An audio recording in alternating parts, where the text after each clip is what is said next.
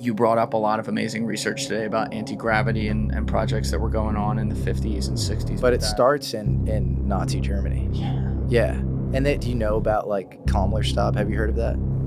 Fill me in. So there's this SS officer named Hans Kammler. He's the most ruthless Nazi. Like Albert Speer, who was head of all armaments for the Nazis, said Hans Kammler was the most ruthless, unscrupulous guy I was forced to collaborate with. You're talking about the Nazis worked with like Hitler and Goebbels and Himmler, and he's saying that this guy is like the craziest, most ruthless guy. By 1945, Hans Kammler was in charge of all aerial armaments for the Nazis, V2s, A4s, everything, and he had this secret weapons program called Kammlerstab or Skoda Works, and it was based in two places, in Czechoslovakia and Poland. You had these three scientists, Richard Mita, who was doing high voltage stuff, which is very similar to what Townsend Brown was doing, Rudolf Schreiber, who was this German technician who had a design for a flying saucer, and you had another guy named Victor Schauberger, who lived in Austria, who we know, he said in his diaries, it says, or I think it was a letter to his son, he says, I'm in Czechoslovakia and what I'm doing is top secret. So Skoda Works was like a real thing, and at the same time, you had Foo Fighters, which are these controlled balls of lightning with no vapor trails moving in and out of Allied fighter flight paths. And so, originally around 45, it was thought that Kammler died or disappeared. And now we know actually from a couple of declassified documents that Kammler ended up in the US. Of course he did. And that we took him back.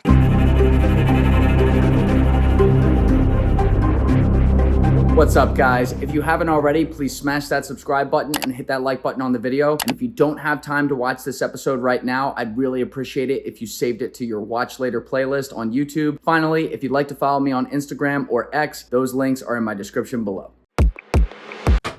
Jesse Michels, this is like 11 months in the making, my friend. Truly is. It's an honor to be here. Dude, thanks so much for coming, man. Thank you, Julian. We've had some good phone calls. We have. You are, without a doubt, in the ufology space alone, but I would expand that and say within, someone who's not literally a physicist or something like that. Like in that space, you're the most well-read person I've seen creating content. You got have you watched some of this guy's videos? Like where every other line, it's like, if you've ever read the book so-and-so, I'm like, God damn it. Where do you get the time to read all this stuff, I've usually read half of those books or like 3/4 or like, I don't know. I think sometimes you've probably, given your line of work, we do very similar things. You get into a topic, you get so obsessed and you just need to find the answer from a specific book. And then you end up like finding out all this other information. And so I feel like I read a lot of books, not honestly in this like leisurely way, but like I'm like rummaging through them for like specific stuff. And then you end up picking up a lot in the process. And so I don't know. That's what I got before I ever did this podcast. That's what I got to do. Like reading is my favorite thing to do. But it's been like 4.5 years of just like, there's constantly something going on, and when I read, I fall asleep with the Kindle on my face, at night after like 2 pages, and it's killing me because I used to be able to not on your level, but I used to be able to be like, yeah, if you read this book or read that, and now I'm like, I gotta catch the up now. It's crazy. But how did you? A lot of people on the internet kind of wonder about your background and how you ended up. You're not old, knowing all this stuff about this space and really being a thought leader, and we'll get to your connections with David Grush and all that. Sure. But how'd you even end up working with Peter Thiel, investing his money? How does this happen? Yeah. It's funny. Nobody really asked me that on podcast. I cold reached out to him, and then we got lunch and hit it off. And I pitched him on all sorts of things in that first meeting. I was like, we should write a book together. And I had all these crazy ideas. And I think he looked at me and he was like, you're insane. Like, what are you talking about? Like, I just met you. And then... Did you slide into his DMs? Is that what you did? I won't... No, I didn't slide into his DMs. It was a conventional way of reaching out, but I won't say where because I don't want him to get blown up on, Fair. Whatever it is. But, messaged him and or emailed him or whatever, who knows. And for whatever reason, he got back to me. And I remember actually, I was like with a friend when he got back to me. I was like, I think Peter Thiel just got back to me. And he was like, that's not him. Like, what are you talking about? I was at Google at the time. How old are you? I was 25. Okay. And then, kind of saw eye to eye on a bunch of things. And pitched him on all sorts of things that made no sense and were like way above my pay grade, like writing a book, whatever. And then we kind of landed on, he was like, okay, this kid has like some spunk, he's kind of interested in a lot of things. He clearly like understands like some of my, ideology. And I started to bring in opportunities, companies to invest in, interesting people to meet, that sort of thing. And that was almost like a de facto interview. Like I had known him for 3 or 4 months before getting a full-time job. And then it kind of came to a breaking point where I was having so much more fun with the work I was doing with him versus being just like a bee in a hive, cog in the machine at Google. Right. And and then have worked with him ever since, full-time for 4 years. And then for the last 2.5 years, kind of have my own P&L that I invest out of through the family office, basically. Okay, so when you worked, were you with Founders Fund when you were working with him directly? Family Or office, family so office. Thiel Capital. Yeah. So, but now you're investing money through that. That's your money, and also like I do allocating his. invest like a lot of my own money, but it's nothing compared to what we invest. Right, from meaning him. you're allocating towards projects. Yeah, as a venture capitalist. Exactly, and you could think of him as like the sole LP. Like it's a family office, so it's just his money, and then I'm helping him by sourcing investments, essentially.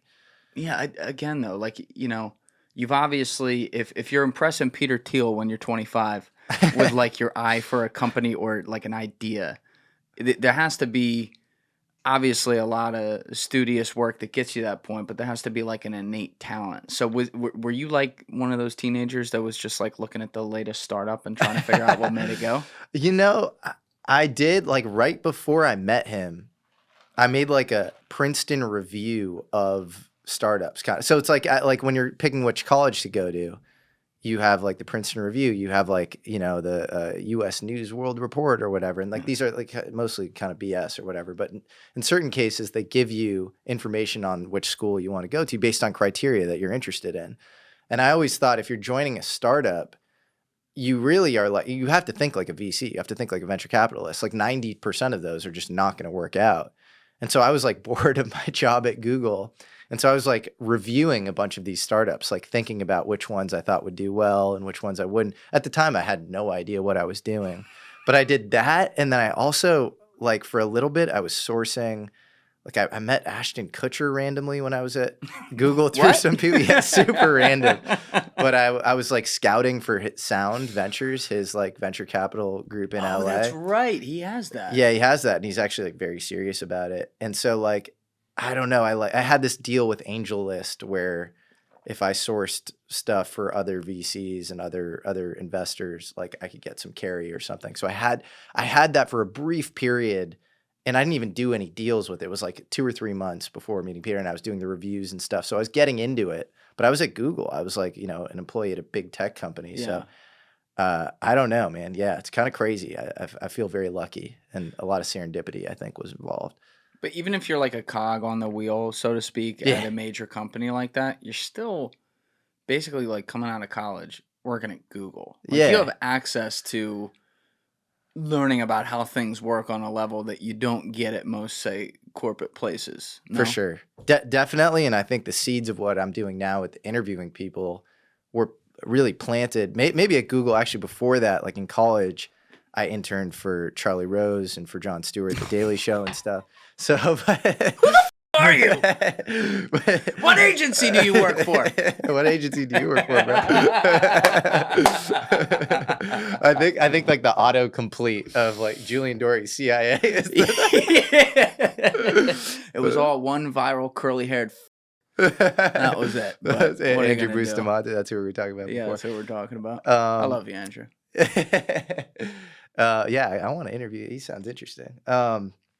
He's everywhere. He really is everywhere.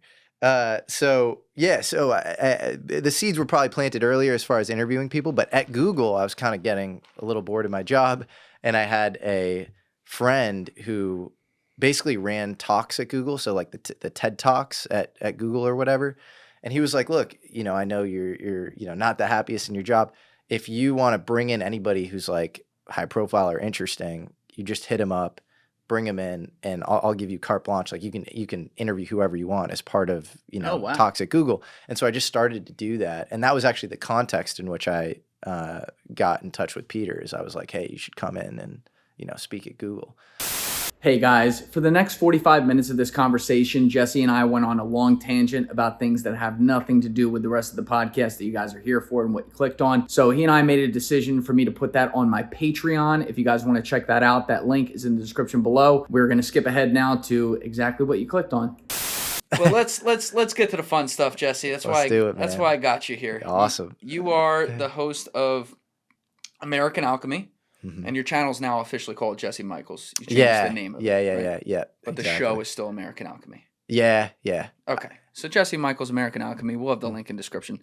And dude, your sit-downs are f***ing amazing. Thank you, man. I appreciate that. Like you are, it makes sense that you were doing talks at Google. That's a pretty high-level place with high-level people to do it.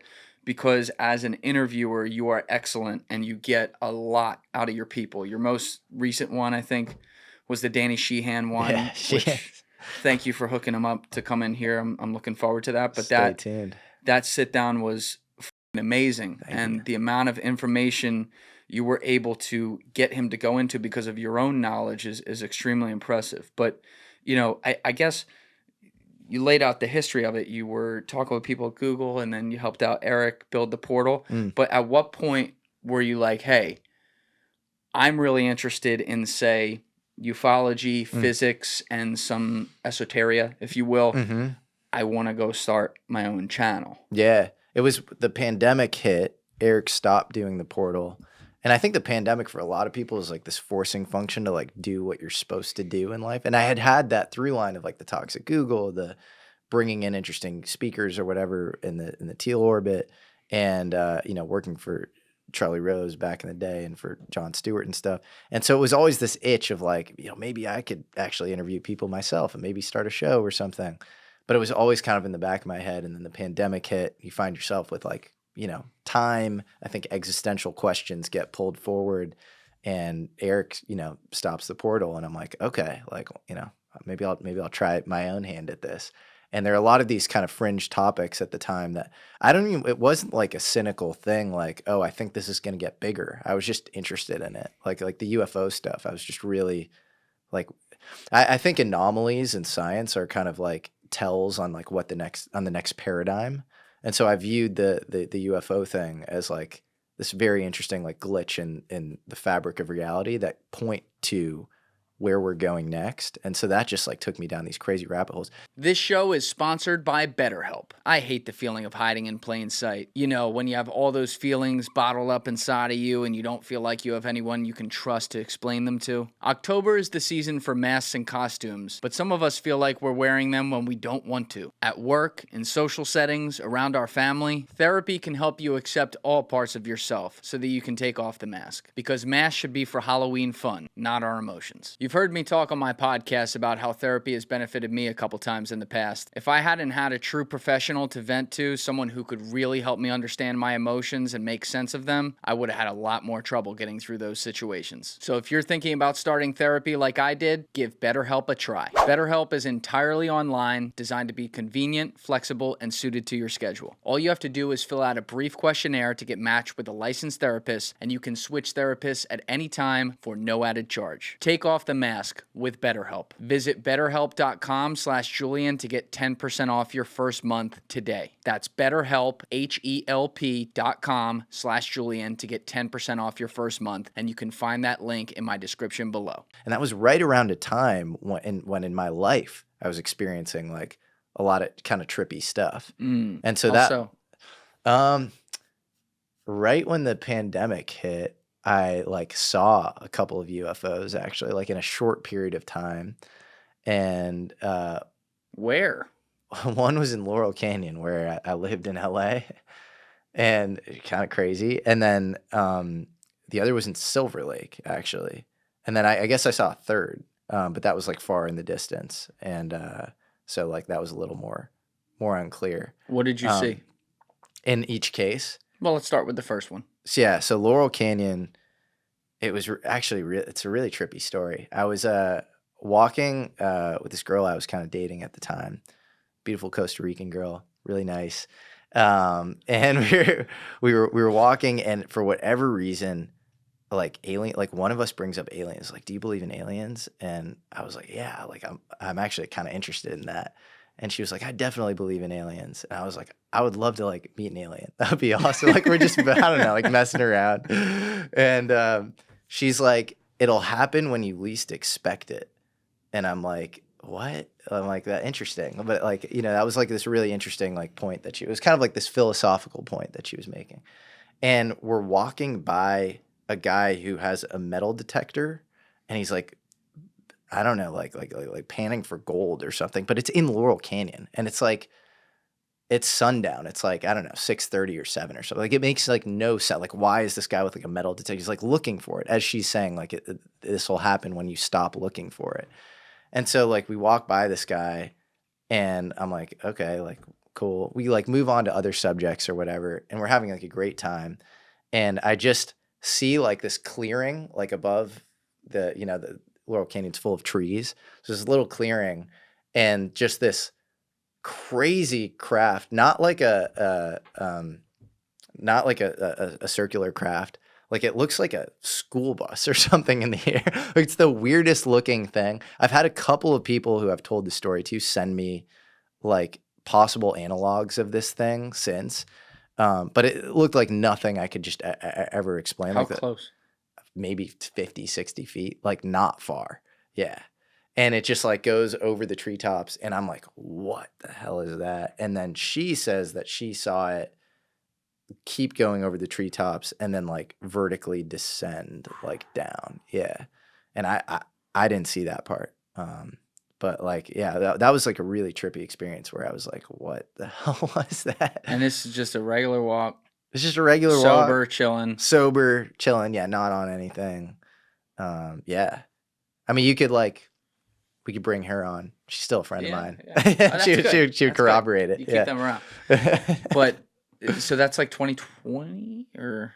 This was 2020. Yeah. Okay. 2020. Yeah, this was 20 because it was after the pandemic. Yeah. So like that happens. Yeah. Is there a moment the next day where you're like, holy or does that happen like right away where you're like, holy No, I mean, right away, you're like, this is insane. Like, what is this? But it weirdly, I think if you're into the topic, it was more like confirming. It was like, okay, like at that point, I had like been plugged in and out. Like I had met Jacques Vallee and I had met Garry, Nolan, some of these people. And like, I had felt like, you know, okay, this stuff is real. And so it wasn't like insanely ontologically shocking. It was more like confirming. It was more like, oh, you really should like look into this stuff because like I think this stuff is really real. Yeah. When was the first like I always say when we're talking about this topic, I had not my whole life I just assumed aliens existed. It was mathematically like this galaxy's huge. There's life out there. Never thought about it. Yeah. It wasn't like I was sitting there like, wow, I wonder where they are. And then my producer Alessi, who's not here today, he went and made Moment of Contact with James Fox in Brazil. Yeah. And I was really getting to know him well at the time, and he knew so much about this stuff, and he really got me. I'm like, you got me a bit. And so I really started looking into it and looking at the history of it or whatever. Yeah. But like, were you someone as a little, even like as a little kid, you were reading up on this and things, like it was always there, or did it really come later once you were meeting the Jacques Vallees of the world? Not into UFOs. I think I had like a trippy worldview as a kid. Like I didn't think of it as that, but I had this godfather who like writes books with so my dad's like a self-help author and psychologist. And my godfather's this guy named Phil Stutz, who Jonah Hill actually made a Netflix documentary about. And he's this like really trippy psychiatrist who like is very interested in like Rudolf Steiner. And like, I don't know if you're familiar with this. This is like 19th century and early 20th century Austrian philosopher. But he's very interested in like esotericism and has like this like wacky alternative worldview that involves the Ark of the Covenant, like different like civilizational cycles. Like he's claimed to like be like kind of clairvoyant and like see like lights around people's head, like really trippy stuff. But then he's also like one of the forefathers of like modern organic farming techniques. So I always look for like the intersection between rigor and trippy. I think there's a lot of the trippy woo stuff, and you can kind of like out of, you know, out of hand dismiss a lot of Yeah. that stuff. But when you see like trippy and, also rigorous and like how the person's contributed to the real world, like that's always been very interesting, as a heuristic. And so I was into Steiner, and like I would, read some of this stuff, but I'd always compartmentalize it. I was always like, this is like this stuff's real over here. Like I was a history major, and like, always very ambitious in like a worldly sense. And then the trippy stuff, that was just like kind of like a fun thing or something. And then I think the two started to cohere maybe a little pre-pandemic. Like I'd read American Cosmic by Diana Pasulka. She's this religious scholar, religious studies professor from UNC Wilmington. And she wrote about the UFO thing as like a modern kind of religious phenomena.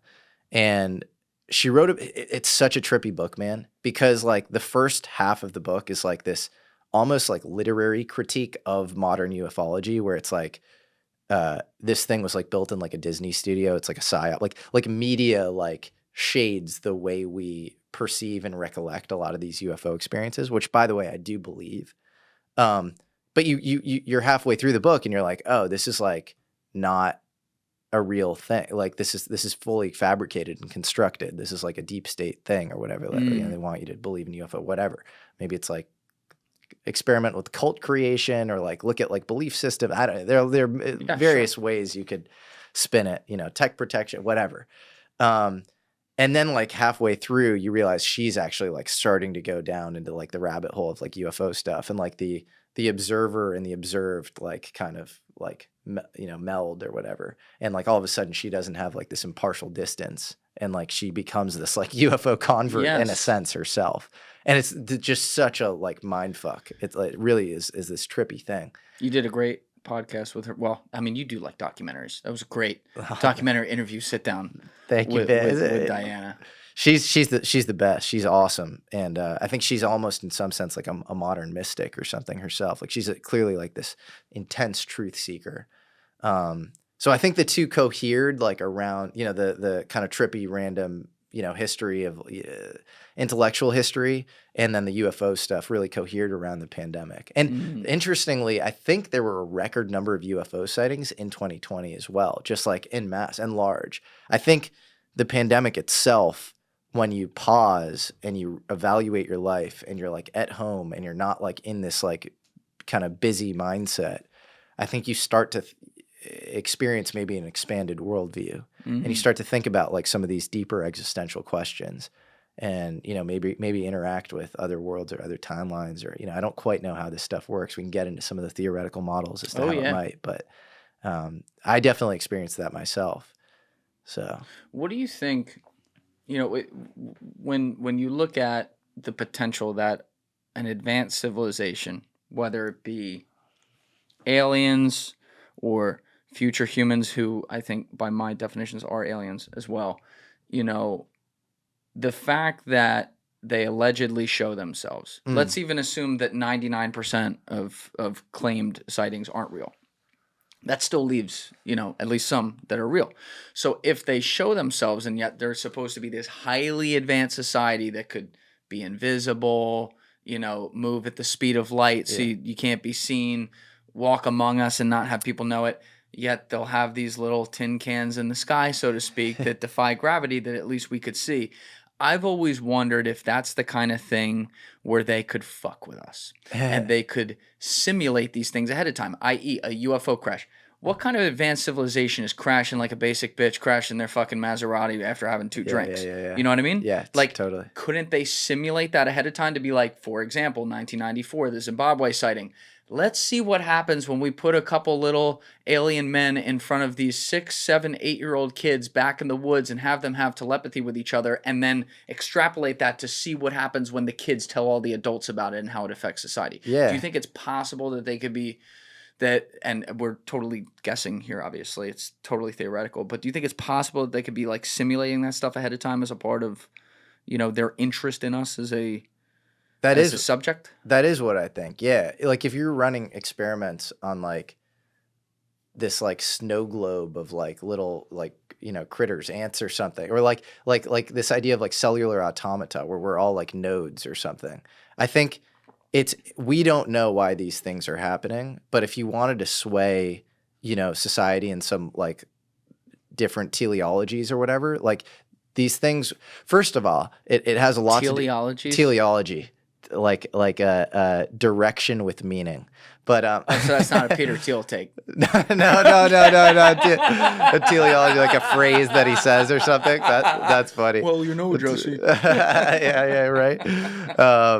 No, like I think if you're trying to like sway society, it's like if you're trying to get rats to run a prime number maze, you could do it with Pavlovian conditioning. Would the rats know that they're undergoing Pavlovian conditioning? They'd have no idea, but like you would as like this like, more intelligent species.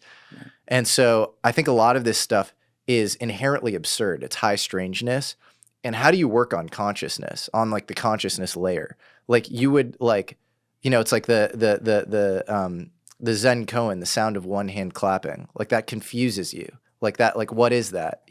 That's this like phrase that like Jacques Vallee himself like loves to bring up because it's like inherently this thing that scrambles your brain, and you're like, what the hell? And then you like think about it over and over and over again. And so if something that happens to you that's like inexplicable or absurd, it's like a glimpsing, beyond the veil or whatever in the Platonic sense.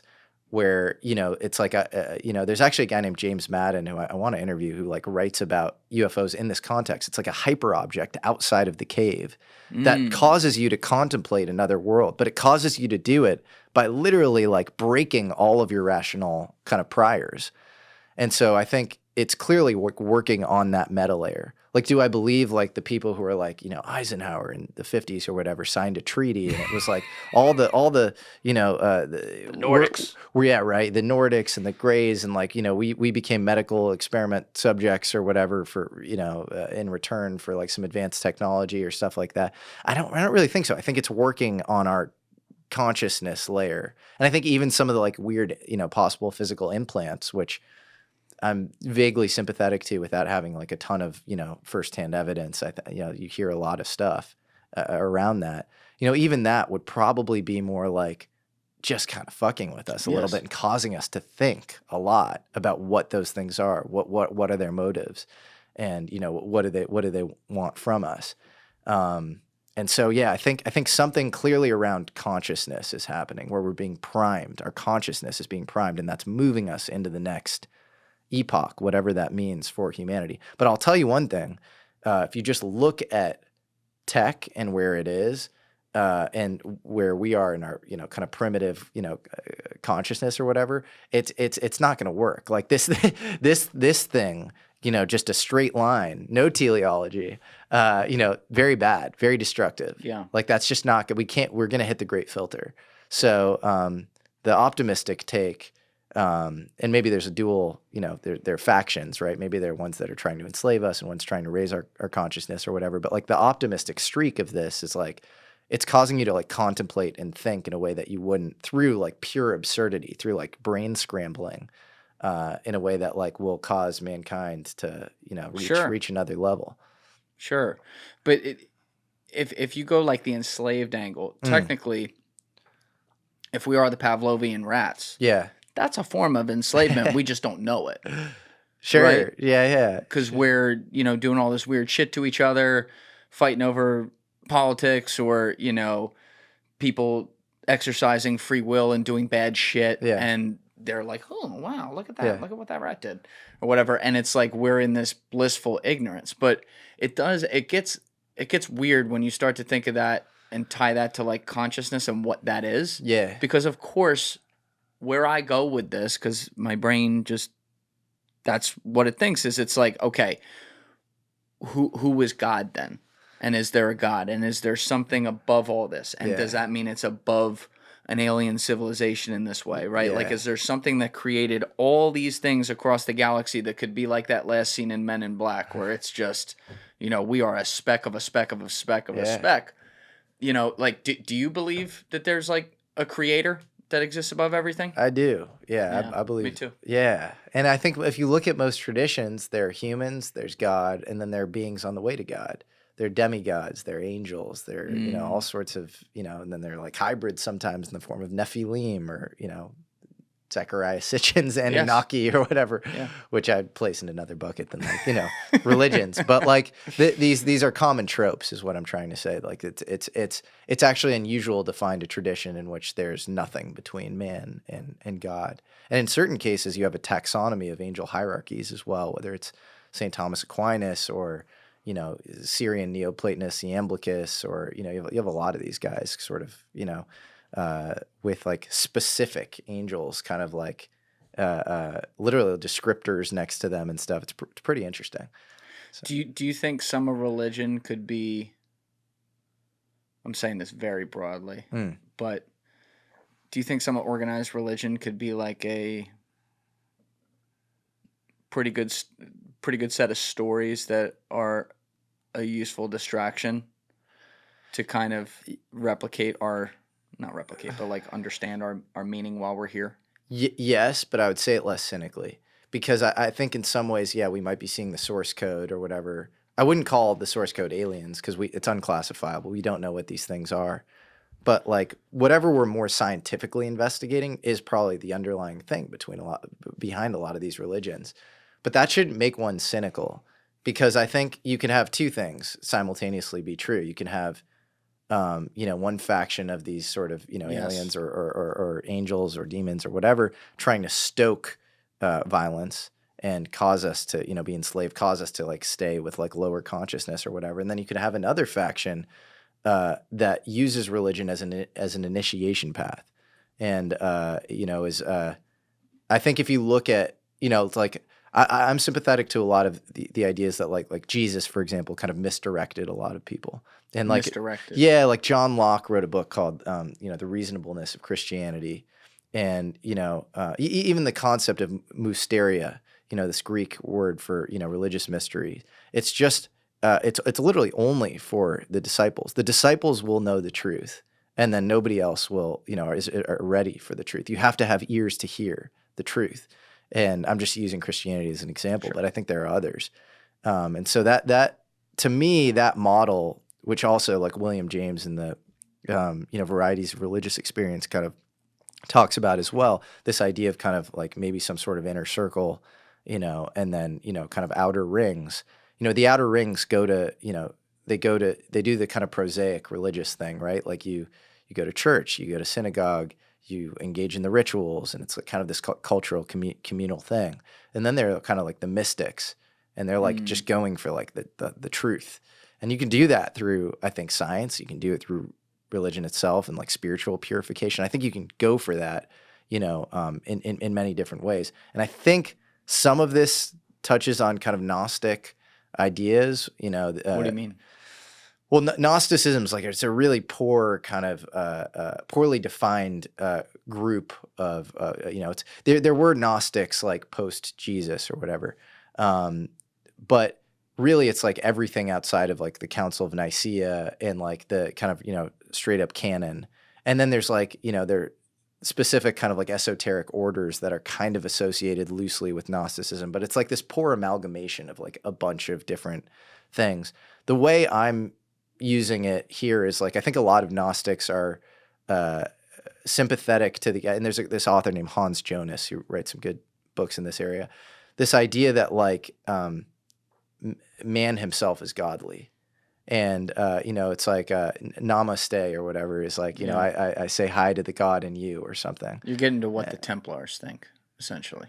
Do you think the Templars think that? Yeah, there's a lot of there's a lot of discussion as to them being Gnostic and exactly what you just said, God within you and protecting of traditions, but recognizing that things have been changed and manipulated. Yeah, well, the Templars, they were meant to protect Christ's bloodline was sort of the historical like myth around them, and they would also protect prophets and kind of these weak, sickly seers. And they were a very interesting order. They had like a banking system back in the day, and that's actually what got them into trouble, because Philip the Fair was indebted to them, and then he got really mad at Jacques de Molay and Geoffrey du Charnay and all these guys, and basically like said that they were engaging in these blasphemous rituals. Worked with the Vatican to off with their head. Exactly. essentially. Pope Clement V, I believe. Yeah. God, he's good. And Not the fourth, the fifth. The fifth. And I think, Jacques de Molay was, he had been in touch with Clement V, and I think Jacques de Molay might have had like a very interesting worldview that he was trying to get out. But who's the leader of the Templars? He was the leader of I should have the last Grand Master of the Templars, and I think it was Friday the 13th, 1307. That's right. He was arrested, and I don't know. It's like who knows exactly what they believed, but they're a very, very interesting group, and some people think that maybe they went underground, after he was arrested, and maybe they went into the if you read the Umberto Eco, this like Italian medieval philosopher, he thinks that maybe they went to the tunnels of Provence and in France. Other people think they went to Scotland. It's very interesting. I have I studied the Templars a good bit. I wouldn't call myself an expert on it, but it's a very interesting topic to me. Yeah, same. I have a very hard time believing that their quote unquote bloodline ended when this thing went down, this raid basically, and then their leadership was executed.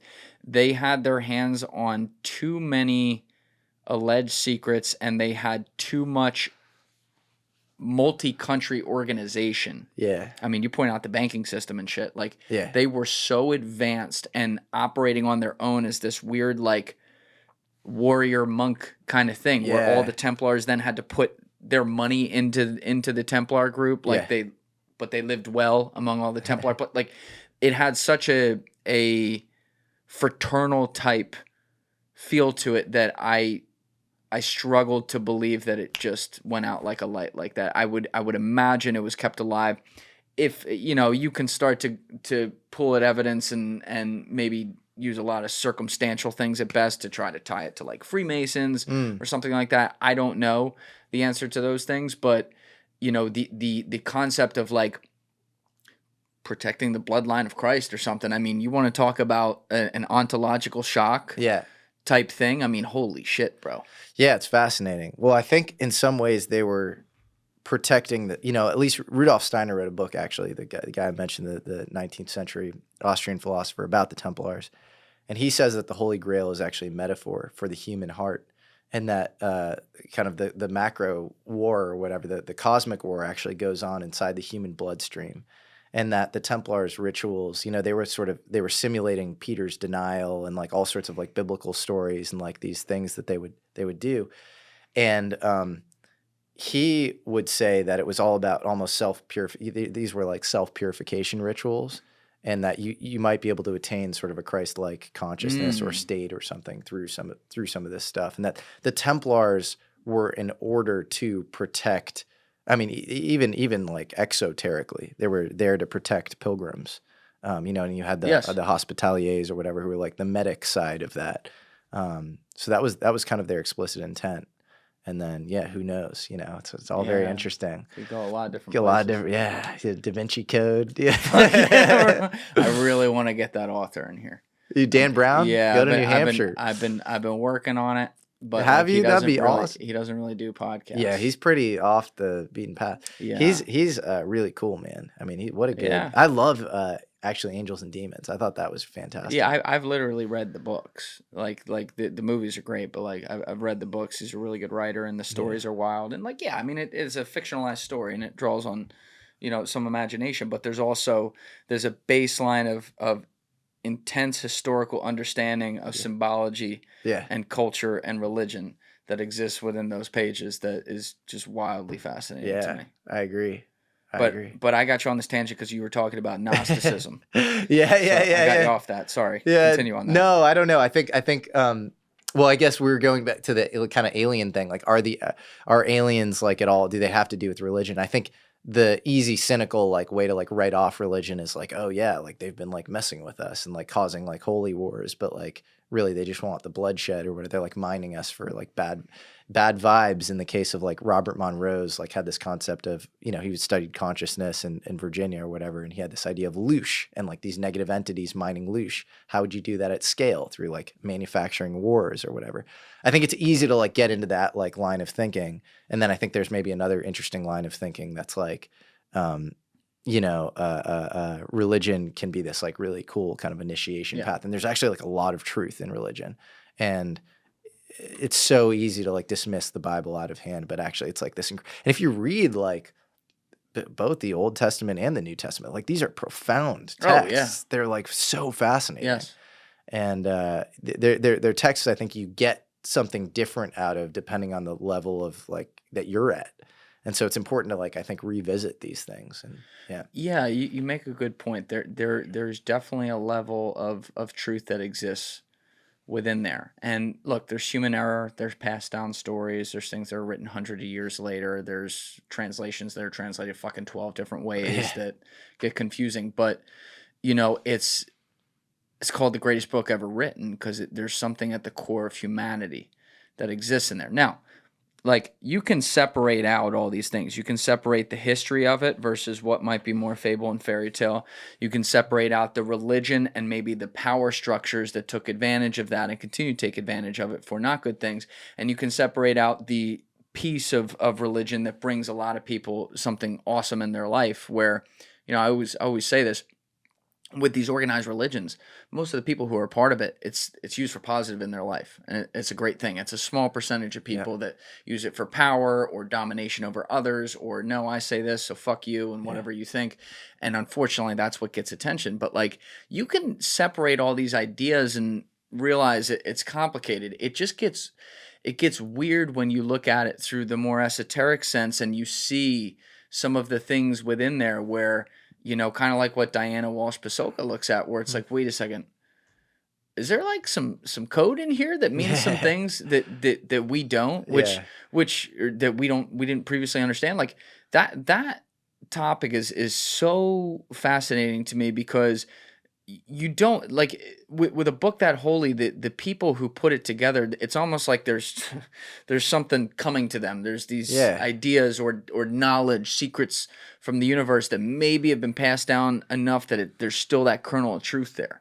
But obviously, like you were saying, you really got into Diana's book, and I think you described her as like a great white buffalo of coming on your show. And what just for people out there who aren't familiar with her work, you started to go into it, but what is she really getting at vis-a-vis UFOs and religion? Yeah. Well, she made this really interesting insight. So her first book was called Heaven Can Wait. I believe it was published in 2014. And it was a history of like, I think it was about the Catholic concept of purgatory. And so she's going through all these like brothers, nuns, sisters, mothers of the church, of the Catholic Church, experiencing like, what they would call divine interactions or angelic interactions. And in many cases, it was like she was basically, so she knows Greek and Latin. She's a classicist. And she was going back to the original translation, not just taking kind of prima facie at face value the kind of modernization translations of the way these things have kind of like, it's a game of telephone, and so like now it's written as like angel or demon or God or whatever. But she was going back to the original translations and she was seeing orbs and discs and like all sorts of paranormal stuff that really pattern matches to like if you read John Mack's books on abductions or whatever, or like any of the modern kind of alien stuff. Like it was like a 1-to-1 match. And so I think a light bulb went off in her head. Or I think she even sent a lot of this stuff to her friend, and her friend was like, this reads like a Steven Spielberg script. Like, this is great. This is like really paranormal. And a light bulb went off in her head where she was like, oh my God, like maybe this is the same thing that's going on now. And, maybe this is still, we're still living in the reality that the Bible is. And that's why I think in some ways the whole alien conversation is not subversive and upending of religion. It's reinforcing of religion. You become this biblical literalist, and you actually move from this like garden variety, like I'm going to go to church because it's a Pascal's wager and I don't want to go to hell, into like, I actually am starting to believe in the metaphysical truth of this. And I think the world we live in is actually expanded. Maybe there is this interstitial thing with angels and demons. And I want to be on the right side of history. I want to like lead a good life myself and, not end up, right in the bad side. And I think that's like a very powerful, profound thing to like think you're like swimming in the soup of good and evil. That'll pop anybody out of their nihilism. And I think that's good and reinforcing of religion.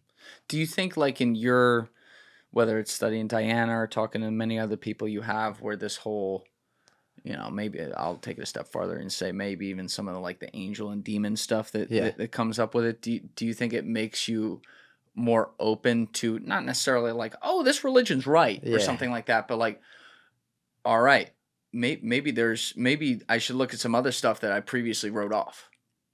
Yeah, absolutely, man. Yeah. Well, I think you expand your ontological world. It like the more you are, I think the best way to think, and I was talking about this with Danny Sheehan too. And like, maybe I'm like way off on all this stuff. So like take this with a grain of salt, but like, I think the best way to think is like be radically open-minded to everything. When you hear something, don't dismiss it a priori. You catalog it as low probability. And then when you just look for corroboration for it, you look for like more and more evidence that it's real. And so I think when you do that with like the alien thing and you look at,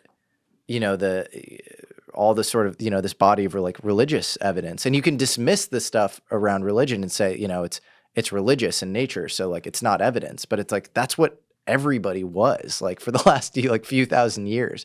It's like the idea that like there are like over 4,000 like flood myths or whatever. Like, like there's so many flood myths, and you can like dismiss that out of hand if you're an archaeologist and say Graham Hancock's like an idiot or whatever, or you can just realize that was humanity, and like those myths like hold a lot of validity themselves, and they're historical artifacts. They're not just religious artifacts.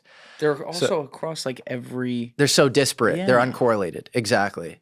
And so I think the more your knowledge grows, the more the surface area of your knowledge grows. And if you think of the surface area as like begetting questions, like it's like I think your questions grow at an exponent of the knowledge that you know, sort of thing. And so, I think when you pull a little Jenga block, or you find out a thing about alternative American history or UFOs or whatever, it just expands your worldview more, and it makes you question sort of everything in a really, I think, healthy way. And then you still have to have guardrail. You still have to be like, but that's bullshit. That involves lazy thinking and is dumb.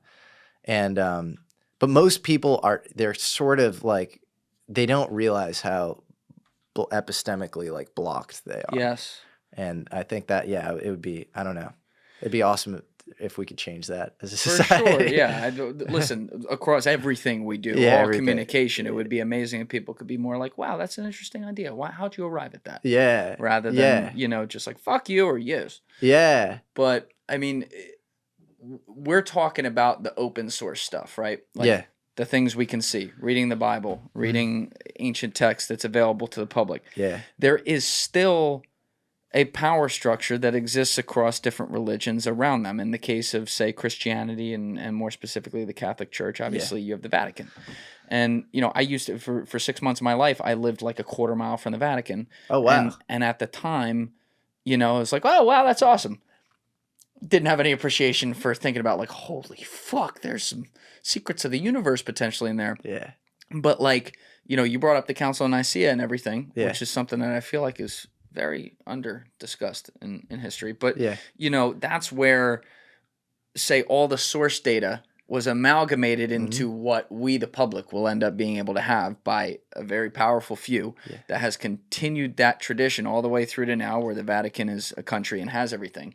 And I believe, if I'm remembering this correctly, in Diana's work, she went to the Vatican archives? She went to the Vatican archives, and I believe they make you sign an NDA. And so I think she can't say that much, but she consistently in public hints that it seems like they understand kind of more about ontological truth and the UFO thing more than meets the eye. And you even had, she talks about this publicly. She had this NASA mission controller, who now I can say his name because he's been doxxed by other people, Tim Taylor, go to the Vatican and have this like personal conversion experience.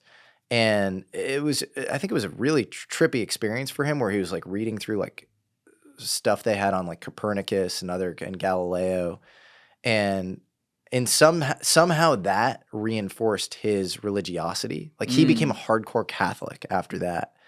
And so like I think you have to ask yourself the question, like, why does a like kind of nuts and bolts like NASA mission controller, if he's going in there and like looking into just their like science records, why does that turn him into a hardcore Catholic? And she documents the actual experience where he has what she would call hierophany, like an actual conversion experience, and he like breaks it down into tears.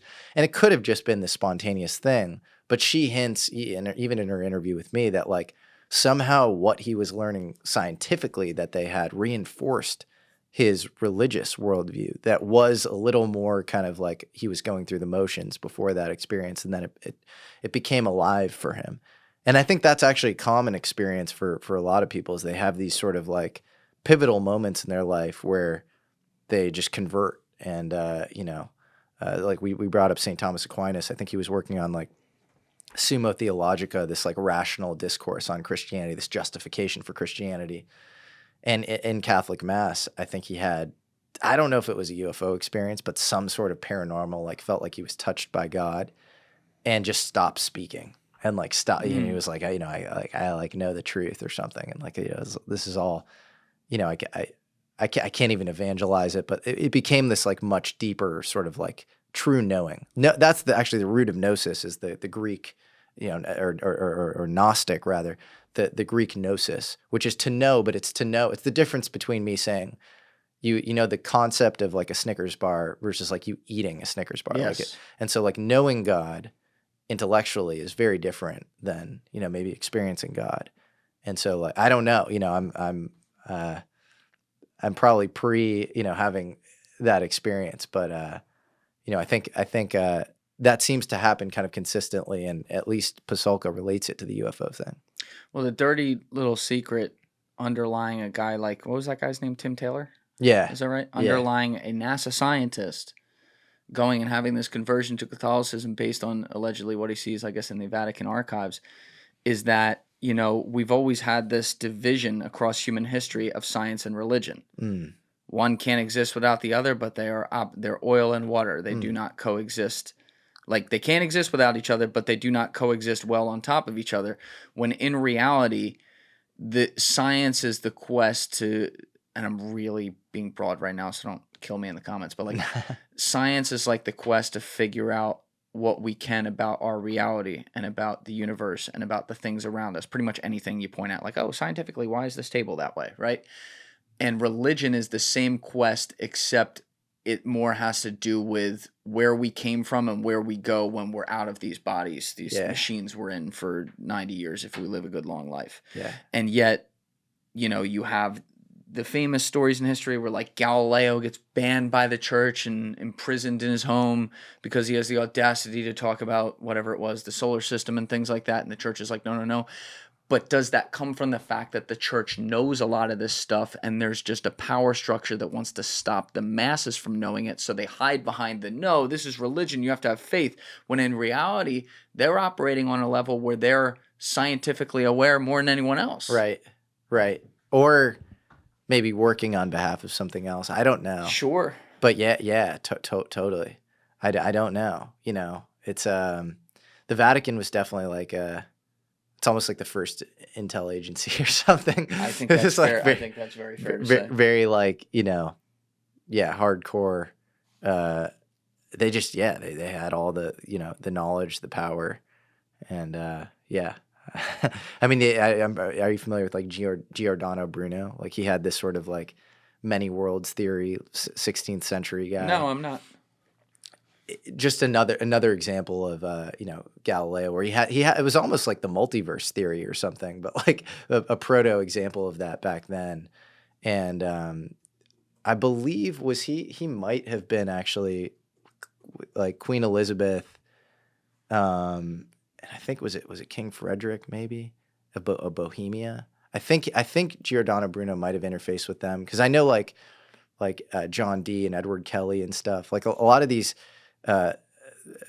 King Frederick seemed to be like kind of a patron of like weird science, and I think Giordano Bruno might have interfaced with them, and so he had this theory. But anyways, he was burnt at the stake, and of course he was. Yeah. That's it's how just it kind of classic, just like Jacques de Molay and Galileo and a whole motley crew of people. Yeah, that's the thing. Like, the people with new ideas are the ones that get burned at the stake in history, and that's what just makes me wonder if it's really the opposite of what we think. Yeah, well, it's When like people Socrates. You know, it's just this consistent sort of trope. Is these scapegoating cycles where you have power structures that, you know, if you get out of line, if you break a kind of a prohibition or whatever, then you're scapegoated. Sure. Yeah, I mean, we joke about like the Vatican being the first intel agency, but like the evidence there is pretty good. I mean, Yeah. holy shit, bro! Like, just start at the Council of Nicaea and work your way through. There was actually a book written, I think, in 2014 called "The Vatican Bankers" by Gerald Posner. Interesting. You ever read that? No, what's the thesis? You know, he does a really nice job just kind of reporting the history, especially heavily over the past 150 years or so. Yeah. 200 years of like, yo, you have this religious organization, but they're wired into everyone. And yes, there's a lot of money that floats around that because they're a financial arm too. And it's like, it's the age old thing. It doesn't matter whether it's religion, science, fucking, you know, that white door right there. It's always follow the money. Yeah. Right. Yeah. And I don't know, that really made me think more about how naive maybe I was about the fact that, yeah, it's not just like people holding power over people's beliefs or something in the world. Like, oh, do you believe that America is the modicum of democracy? Oh, do you believe that like Jesus Christ was the savior? Oh, do you believe that like Muhammad was the prophet of God? It does really, unfortunately, just tie back to some form of business at the end of the day. And that's how they, even if they lead with those ideas, there's a flow of kashish below it. And it's cynically, that's kind of sad. But once I read it, I was like, yeah, I should have known this. No, it's clearly like an organization. It's a power structure that like needs to like protect its own interests. Yeah. So, yeah, I think, and so like maybe like the other like cut on what we were just talking about is like circumventing that, being like, no, I'm not going to like join the church. I'm going to like seek on my own. Yes. Like, you know, that's seen as sort of a threat in some ways. Because Yeah, like they sad. need to be like a monopoly of Yes. they need to have a monopoly on truth. Yeah, I love this whole like they can like excommunicate someone from the church. I'm like, Yeah. So they put like electric fence around your house. Like, what are you really doing? Like at the end of the day, me and whoever's upstairs, we're gonna have our tete-a-tete on whether or not I live my life right. Yeah. You know what I mean? Yeah, But it's yeah, strange that man is like, you are. It's like Harry Potter, like Copernicus, whoosh. Yeah. Like you're excommunicated. Very strange. It is strange, and that's a decision it's easier said than done. To say I'm gonna have not a horizontal tether to like mankind who like is honestly like blaming me for a thing or saying that I'm an outcast for like believing a thing, but I'm gonna have a vertical tether to God, and I'm gonna like care more about just like the moral sanctity of like any given decision. That's like an extremely hard position to stake. Oh yeah. And so, I think it's much easier said than done. And people get naturally when you're talking about quite literally the meaning of your life, it creates a wall with people where, to your point earlier, it's harder to have an open conversation about it because like this is their core belief. It's their attitude. Like, how do you break that down? The first thing you learn in Marketing 101, day one of class, is like the easiest thing to form and the hardest thing to break is a human's attitude. Now put that in religion and why someone thinks they're here, and then try to have an educated conversation with them where you're not like attacking it or saying you're wrong or something like that, but just like, oh, have you ever thought about this or thought about that? It's hard to break through on those. Yeah. For sure. Totally. Yeah. But, it's interesting that a lot of this ufology that's happened has come back to religion. And I think the thing we get lost in all the time is that obviously since 2017, when Chris Mellon walked out of the Pentagon and put this on the front of the New York Times, it's suddenly become a big part of the accepted lexicon to where like fucking NBC talks about it. Yeah. Like that's strange. Yeah. But like we forget that these thoughts have always existed throughout human history. They've been something that, especially throughout the 20th century, were happening, and maybe it was just more taboo to talk about. But you're really good friends with a guy who's like maybe like the most respected name in the entire space, because he's just like a genius in life, and that's Jacques Vallee. Yeah. Like, this isn't new to him. He's been on this shit for fucking 5-6 decades or whatever. Yeah. How did you even meet that guy? I met him through bringing in people to the Peter's orbit or whatever, and then just getting interested in all these subjects kind of at the frontier of epistemology, and so UFOs is one of those topics. And I met him around the same time I met like Hal Puthoff and Gary Nolan, and I'd watched Close Encounters of the Third Kind and had known like he had, it was the French eccentric character that Francois Truffaut was based on and stuff. Yeah. But other than that, in his like kind of internet history, I didn't know much. And then I met him and I was like, this guy's really not only like incredibly knowledgeable, and like, I don't know, it's when you speak to some of these people, it's almost like you're also pinging off their conviction, because it's so obvious to him that like, because when you first meet a guy like that, you're like, you just want to know if the thing's real. And he's gone to like hundreds of crash sites. There's no like question to him that like this stuff is real. And so I think, meeting somebody like that who's also rational, thoughtful, worked on the earliest version of the internet under Doug Engelbart at, Xerox PARC, and was an astronomer, has some physics background.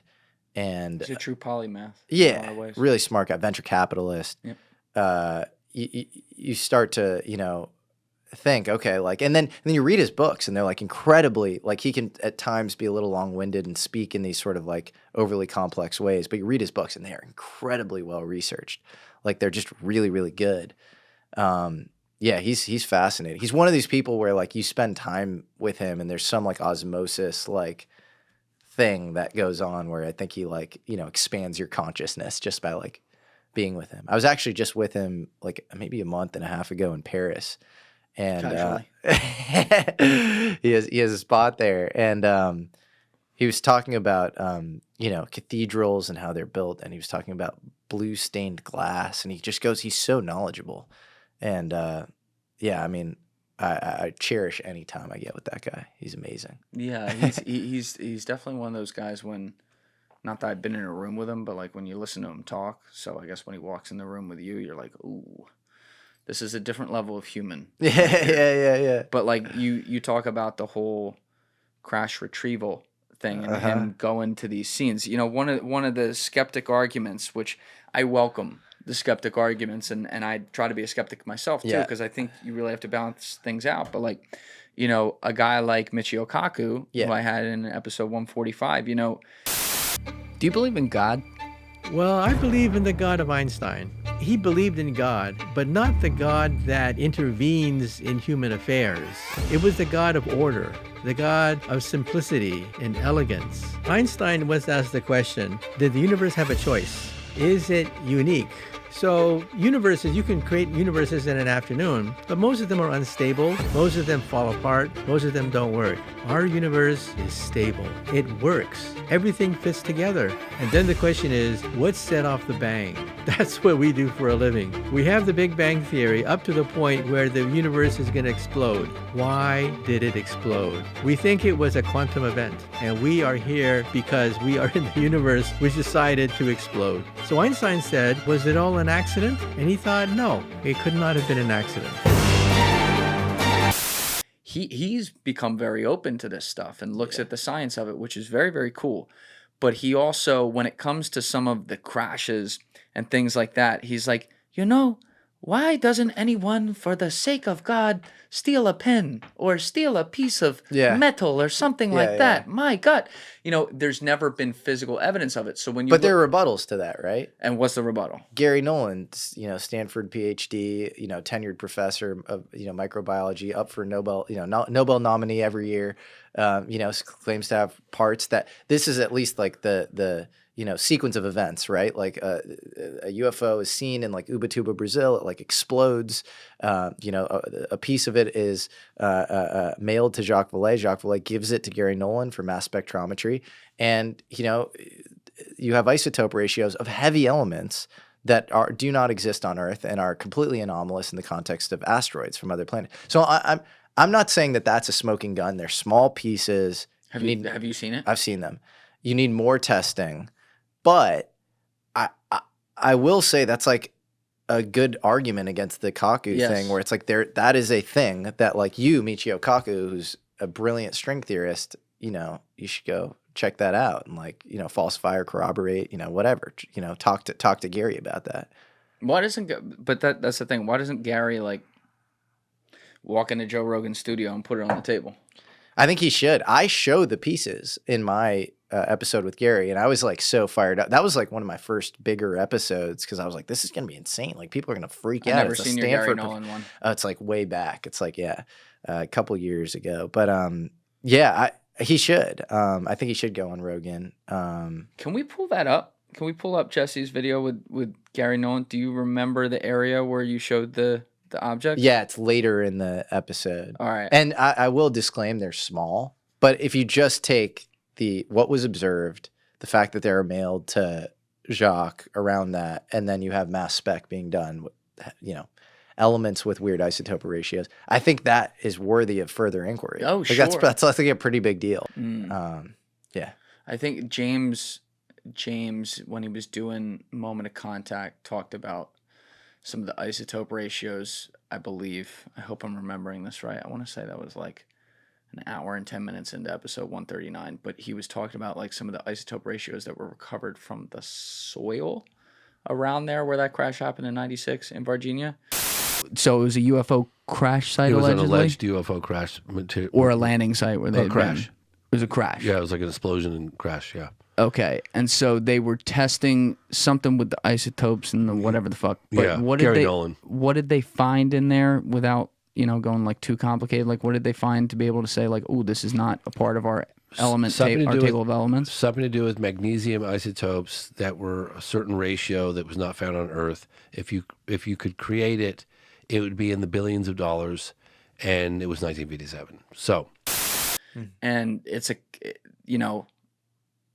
this is a common occurrence that points to not of this Earth. Now, if you pulled back in like perhaps the wavelength of like Diana Walsh Pasulka, yeah.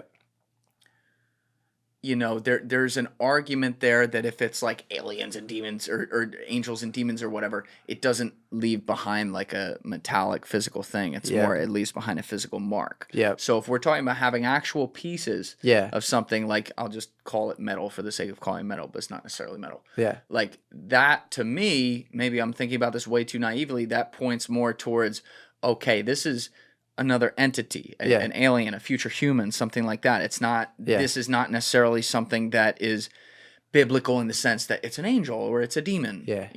Yeah. Yeah.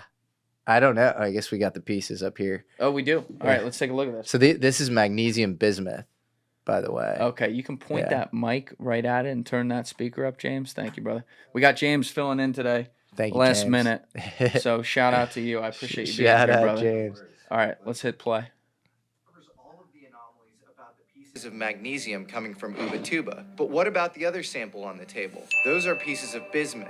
Nolan actually couldn't recall how it was procured, so we had to call Hal Puthoff to get the full scoop. Hal. Hi, Hal. Dr. Hal Puthoff has one of the most interesting careers of all time. He was first a laser physicist, and then out of Stanford Research Institute, he started the government's psychic spy program. Since then, he's been doing frontier tech research and has briefed multiple presidents on UFOs. So do you know the original story of how it was kind of procured initially? The story was that it was sent anonymously by someone claiming to be an Army officer. Long story short, this Army officer was going through his grandfather's archives when he found this rare sample. And then written in the diary was that it was a piece from Roswell. True or not, these thin layers of bismuth magnesium are very hard to reproduce. Hal claims that they even have the properties to micro-size waveguides for terahertz frequencies. It turns out that it reduces the size of the required microwave guide for terahertz frequencies down to about 1/30th of the wavelength, which is amazing. So it means you can basically put 30 waveguides in the volume of a single waveguide at terahertz frequencies. Got it. Thanks a lot, Hal. Really appreciate it. What can you do with terahertz that we can't with? All right, yeah, let's Well, it's just more. That's nuts. Yeah. So you have little pieces. I mean, obviously they're visually anticlimactic, but if you look at the fact pattern, that's worthy of investigation. You have a guy of, Nolan's caliber looking into it. Now, why doesn't Nolan let more of a skeptical guy just about that, maybe UFOs have been seen or crashed, like Brian Keating, come in there and test it? Because, like, I think he should. If I wanted to be a cynic, I could be like, he's sitting there with, some piece of metal going, man, bear pig. Sure. Right? Sure. No, I don't. Sounds like you've seen it, and that's not what it is. But, like, why doesn't he do that? I haven't personally done mass spec on, so I am going on his word there, and I have to, full disclosure, like, I don't know for sure that the isotope, I can't see the thing and be like, the isotope ratios are, right, strontium, whatever, So yeah, I think he should. I think we should just like investigate. We should fund it. We should investigate more of this, and it should flip either way. It should be, this is, definitely not ours, or this is this crazy mind-blowing thing that changes everything. Why do you think guys like who maybe have handled this, like you said, like Jacques Vallee and Garry Nolan, haven't necessarily done that yet, meaning let in outside scientists to come take a look at it? Garry, I don't want to say too much, but I know that Garry is actively like trying to get more of a smoking gun that it's alien, and he has some really interesting ideas around that. So, yeah, he is doing it. Okay. Yeah, he did a lot of work with like the basal ganglia stuff, right? It's coming back to me. What was that again? This little part of the basal ganglia and the dorsal striatum called the caudate nucleus and the putamen, which he claims is like the almost like psychic center, where the neuronal density in that area almost allows somebody to see more UFOs. Like the more neuronal density you have in that area, the more you can somehow see UFOs. And also they hooked up an fMRI to people playing Go. And the more that area of the brain lights up, like when a person makes a brilliant move in Go, which is a counterintuitive move, it's a move that doesn't make any sense actually as an incremental go forward move against the player, given where the pieces are. It only makes sense in the context of the end point of the game. So it's almost like a psychic knowledge of the future that's like causing you to like make this very counterintuitive move. That part of the brain lights up in an fMRI. fMRI tracks blood flow. And so I think it's like this really interesting part of the brain that also we have to go like way deeper on. My one like weird theoretical model that I would, kind of apply to it possibly is, there's this idea that like the brain could be like a room temperature quantum system. So you have like Roger Penrose wrote like The Emperor's New Mind. And, I guess that was his follow-up with Stuart Hameroff, this anesthesiologist. And it was this idea that like the microtubules, like, are like really important for the collapse of the wave function. And because it is this important question, like why do we see like macroscopic discrete reality versus kind of the subatomic probabilistic reality? Like why do we? Jesse, English. So I'm that's sitting here nodding my head like I understand. Absolutely not. So Garry, so it's been shown that there is hypothesized to be temporal non-locality in quantum systems. So like you can run like a double slit experiment in the future and you're running it with an entangled photon from the past. And it feels like the future measurement is actually affecting the past. And that's an interpretation. Understood. That's not for sure true, but like there are people who are working on quantum computers right now who hypothesize that a working quantum computer, which we don't have because the bottleneck is keeping the chips coherent, can send information back in time as long as the quantum computer is on. And so if the brain is a quantum computer or a part of it is maybe it's a classical quantum hybrid, whatever, then maybe there is a part of the brain that actually glitches into the future and sends shards or traces of information back in time, explaining these sort of counterintuitive moves, explaining the greater preponderance of UFO sightings, if UFOs actually have more to do with time than space, which is my belief. Can you expand upon that? Yeah. I think it's this, well, first of all, I think it's a false dichotomy, right? Like you can't get to like Proxima Centauri b or whatever. With nuclear thermal propulsion, with chemical combustion, it takes you 80,000 years, multiple lifetimes. So that doesn't work for like biological mass as we know it. And we're seeing things that seem to look kind of like us. And then you speed that up with nuclear thermal propulsion by maybe 2x. So that's 40,000 years. Still totally unworkable. So you kind of need some version of space-time metric engineering, which is time travel. That is time travel to get real space travel. That's interstellar. Yes. And so I think it's this false dichotomy. But then you look at the actual observables of the alien thing, and they're these little gray men. And like you look at any UFO database or like Close Encounters of the Third Kind database, Yes. like the Edgar Mitchell Foundation has, this database of, I think it's only 5,000-6,000 cases, which is a problem. We need bigger databases. But you look at any of these databases, around or over 50% of the cases involve literally like hominid creatures. So the likelihood that you're seeing a thing from a random foreign planet that's evolutionary converged to like be this hominid sentient advanced technological thing that like looks like us makes no sense. And then you layer on top of that the fact that like gray aliens look like what any evolutionary biologist would probably predict we are going to evolve into. Their ears and noses, because we're not hunter-gathering anymore, they've become vestigial for us, and so they're being selected against. Our eyes are being selected for more screen time. They have slit-like eyes. Our brains are being selected for. Decision-making is becoming far more important. Our bodies and strength are becoming less important. They're kind of sinewy, like weak, whatever. The idea that like these things would look like what we're moving towards and be from a totally random planet makes no sense. And then you can get into like, weird physics models that are like honestly a little above my pay grade, but like this, idea of like Tipler disks and like, Tipler disks. Yeah. So you had like Gödel had this like, Kurt Gödel had this idea of like time travel, in the early 20th century. And then you had this guy, Frank Tipler, who was like later in the 20th century. And Gödel's whole thing was like, you could time travel, but like you'd have to like, basically like travel like an extremely long distance, and like it's like in effect like works, but like it doesn't really like it's totally theoretical. Mm-hmm. It's like impossible. And then Tipler had, and again, this is a little above my pay grade, but Tipler had this idea of like shrinking that down to literally a disk, which is hilarious because like that's what we describe UFOs as.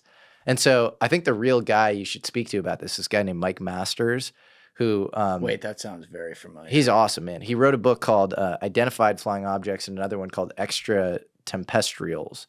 And it's these two books that they're the best theory UFO books since Jacques Vallee, and in some ways they're like even better than some of the Jacques. The Jacques stuff's amazing and set the foundation. But Masters really has an actual theory, which is these are humans from the future. Mm-hmm. And does he have any explanation of how far, maybe? He doesn't, but he goes to like the actual accounts. He goes through like a bunch of accounts. And I'm telling you, man, for every single one that say they're from Zeta Reticuli, Proxima Centauri, or like random other, solar systems, or galaxies, whatever, they also say like we're from the future. And that is a consistent trope. Like Jim Peniston, the Rendlesham Forest case, 1980. Yes. Like he was like, 8,000 years in the future. Like that's what the aliens said that they were from. In many cases, people have to do chemical rinses so they don't infect the future with a foreign pathogen. There's some weird non-interference principle where there's lost time. Maybe that's because you have these weird butterfly effects where like, yes, there has to be lost time or something. And so I don't know if it's from where I might disagree with Masters is like, I don't know if it's from the future. It could be some like extra temporal layer on top of reality. Like whoever these entities are might have actually figured out some sort of time editing or time travel. And they might be living like outside of our time bound kind of, 3D world that where like you have Zeno's arrow of time. Where like you're like moving in this river that's like endlessly moving forward. Yeah, now you're on it. Yeah. So I don't know, but like that would be, I would speculate that is, if you're just using scientific inductive thinking and principles, that is the Occam's razor explanation for this. It's not, you're just making up like extraterrestrial stuff. I mean, you're not making it up. They're like Betty and Barney Hill, they said they're from Zeta Reticuli. You have like cases where they say they're from other planets. You have plenty of those, but for every one of those, you have, again, one that says, we're time travelers. And then you look at the actual observables and God, it looks a lot more like time travelers to me than space travelers. Yeah, I tend to, I don't know if it's because it's the most interesting one to me and it biases me, but that's where my mind ends up always going. We get to the future humans argument. Now, Michio Kaku actually makes in my very humble opinion, a great theoretical argument about time travel, where he talks about the tributaries of time, and effectively this is like a infinitesimal or infinite, I guess, like multi-dimensional theory, where you talk about the butterfly effect, where a butterfly literally flaps its wings and that can change an entire trajectory. You have that happening at every single level of every single thing that ever happens, including what happens in this room right now. So at a high level example for a minute, he always points to, say, April 14th, 1865 at the Ford Theater when Abraham Lincoln gets killed. If you as a human right now, for some reason, had time travel and could go back and you went there and you fucking Uzi'd John Wilkes Booth in the head before he could do it, what he explains, and this makes sense to me, is that does not change the reality of the time you're in. It changes another version of that reality that now exists in its own dimension. Like the transistor radio is turned on another part. Yeah, forks. Right. And so you change that. So when we get to the argument, I guess maybe what Masters was saying, I'm not sure if it was what he was saying or what other people were based on what you were going through there, because there was a lot. But like when we get to that argument of like, okay, the future humans are coming here to then work with us in some ways and not, I forget what term you use, but not do certain things so they fuck up their future. Well, I'm not so sure that would be possible to fuck up their future. It's more like they're experimenting for another version of their future. Yeah, or maybe their future is fucked and they have to come back and like try to reset the thing. Or like, yeah, move down a different path for another dimension. Yeah, sure. Okay. Yeah. I don't, this all is like really speculative, kind of not even wrong, unfalsifiable stuff. But yeah, maybe it's some sort of multiverse branching or forking thing where like you can go back to a pivotal moment and then fork things in another direction. And I don't know. But I mean, the nuclear connection would also point to that, by the way. You took the words, you and I are on the same wavelength. There's something going on here Something today. going on. The basal ganglias are acting up. Yeah. You took the words out of my mouth, because there's two patterns here that we're not talking about. One of them you just brought up. Yeah. Specifically in the 20th century since World War II. Mm-hmm. On the one hand, exactly what you just said, we have a strange connection since the Manhattan Project of UFOs being spotted around nuclear sites, where it's like, that old Bob Salas line, it's like they're taking matches out of the hand of a baby and saying, no, don't do that. Yeah. Right? And I think I've heard you say this before, but it's also fascinating that so many of these things are happening where it's the highest level military people who are citing it, who quite literally are so tested that if they take ibuprofen, they got to report that. So when you talk about sober people seeing this shit, like you're not getting more sober than the dudes on these bases. Yeah. And yet they report a lot of the same things. The alleged UFOs start fucking with the nuclear codes and shit like that. Yeah. And in the middle of all this, since World War II, when James Fox went on Joe Rogan in April 2023, he did this unbelievable, like 25-minute just riff of all the history of UFOs since World War II that was just like, holy shit. Like he's so into it and understands it. So many of these sightings, you kind of pointed this out a few minutes ago, they're in all different parts of the world. Yeah. We're talking pre-internet, before people could get in chat rooms and plan out hoaxes together and shit. Yeah. And different countries, kids, adults, everything in between. And it's not all the same, but there are a lot of the same themes. The telepathy, you described how these little gray men look, and evolutionary, what that could be. And when I put into account, say, with one example, the Zimbabwe case where allegedly telepathically the aliens said to the kids, I forget what exactly it was, but it was like, be careful, technology could lead you down the wrong path. You could destroy yourselves and you're destroying the environment. It was very environmentalist. Yeah. They're telling, and somewhere at home the conspiracy theories are being like, goddamn Al Gore planting that one. Yeah. Hey guys, if you have a second, please be sure to share this episode around on social media and with your friends, whether it's Reddit, Instagram, Facebook, Twitter, doesn't matter. It's all a huge help. It gets new eyeballs on the show, and it allows us to grow and survive. So thank you to all of you who have already been doing that, and thank you to all of you who are going to do so now. But like, you see the point. They're like concerned, and they're concerned at the same time where we have the power of the nuke and the atom bomb in our hands. And it's not like, obviously, we've been talking about history today. This stuff goes all the way back. It's not like it started at World War II.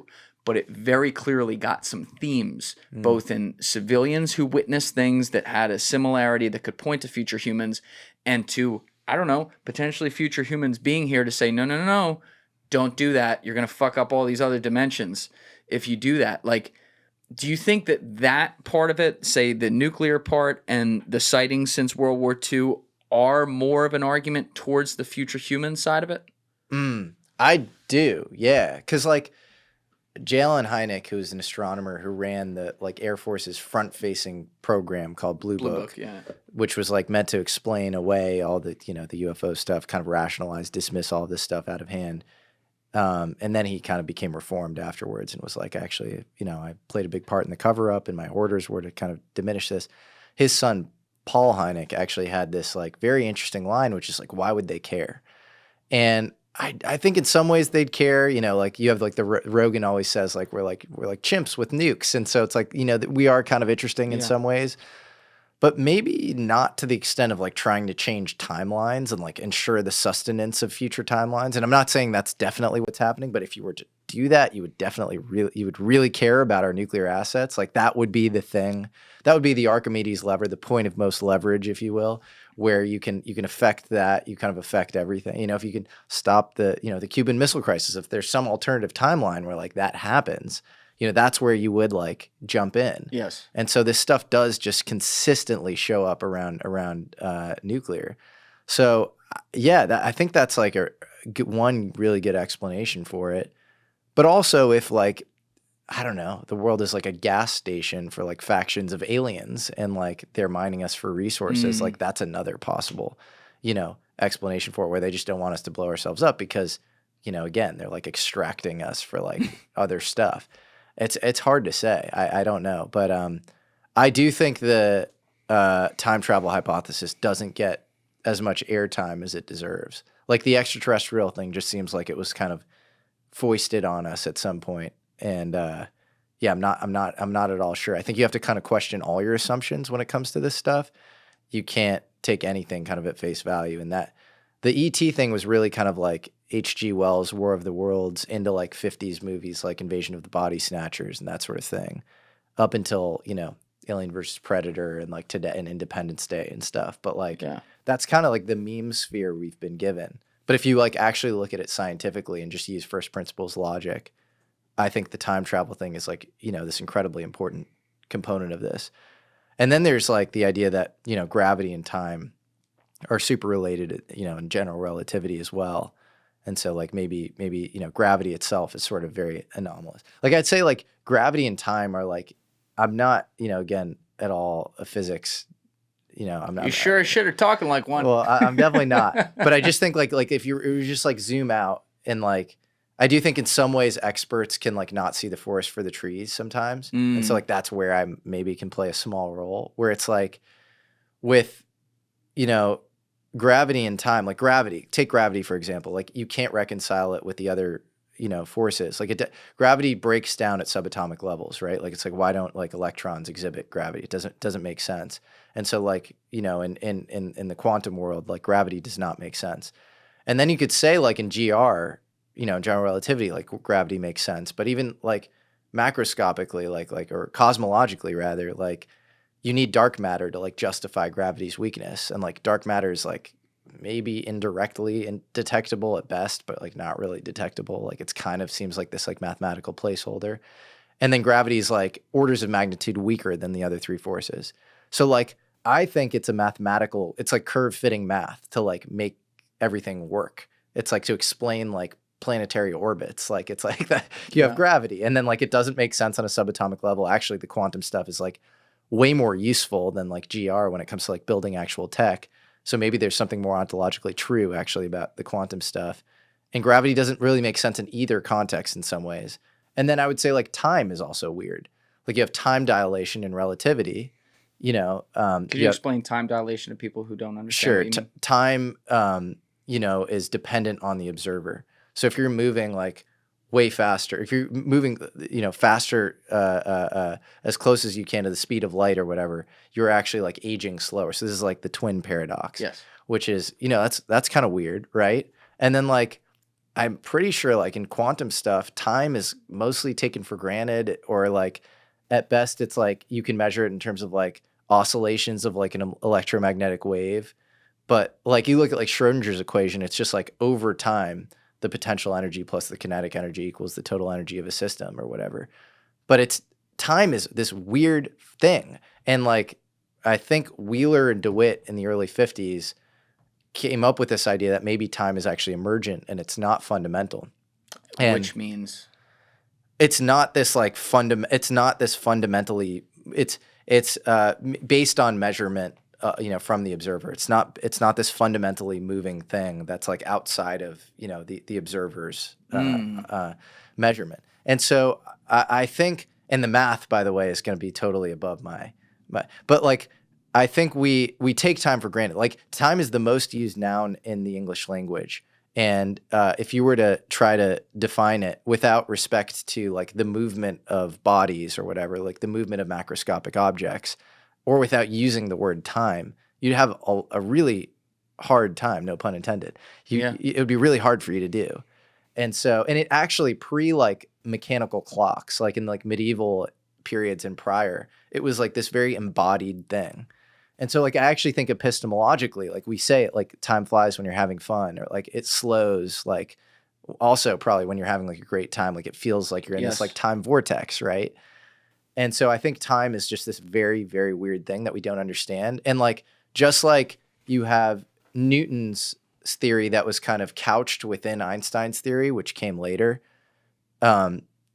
you can place Newton inside of Einstein. Who's to say that like Schrodinger's equation isn't an effective equation that's placed inside of some larger equation in which time is, the Archimedes lever that causes superpositionality and position and momentum, if that makes sense. So James is looking at me like, you out too? I mean, it all sounds like kind of crazy, but it's like you have this, this wave equation, you have like coordinates of like position and momentum. Like why wouldn't you, maybe you could have coordinates of actual time, and time is like, does it make sense that like an electron would be like superpositional as far as like its position and momentum? It doesn't make sense. It doesn't make any sense, like in terms of like the ontological truth. And that's why you had all these debates between the Copenhagen school and Einstein, around like, does this matter for ontological truth? Or what, how do you interpret the quantum stuff? Like this, Einstein's like, this can't be, like, we need an explanation for this. And so all I'm saying is like, I think time could be this really interesting place to look. Gravity could be this really interesting place to look as far as like where we're off. And it's why, like you have Eric Weinstein, like criticizing like string theory to no end. Yeah. And it's because of this like study of quantum gravity, this trying to like locate gravity in the quantum and getting lost in this like crazy abstract math in the form of string theory. And so, yeah, I think if you were trying to make like actual inroads in physics, you'd look at those two things. You look at time, and you look at gravity. I think it's an amazing explanation. I understood about half of it, but I think I understood about half of it too. You're like, what? You're like Will Ferrell in Old School. Like, I don't know what happened up there. I blacked out. Literally, yeah. But when you hear how string theory theoretically is explained, it makes a ton of sense. Obviously, the criticism is that it hasn't shipped a product yet, and it's been around for 50 odd years or so.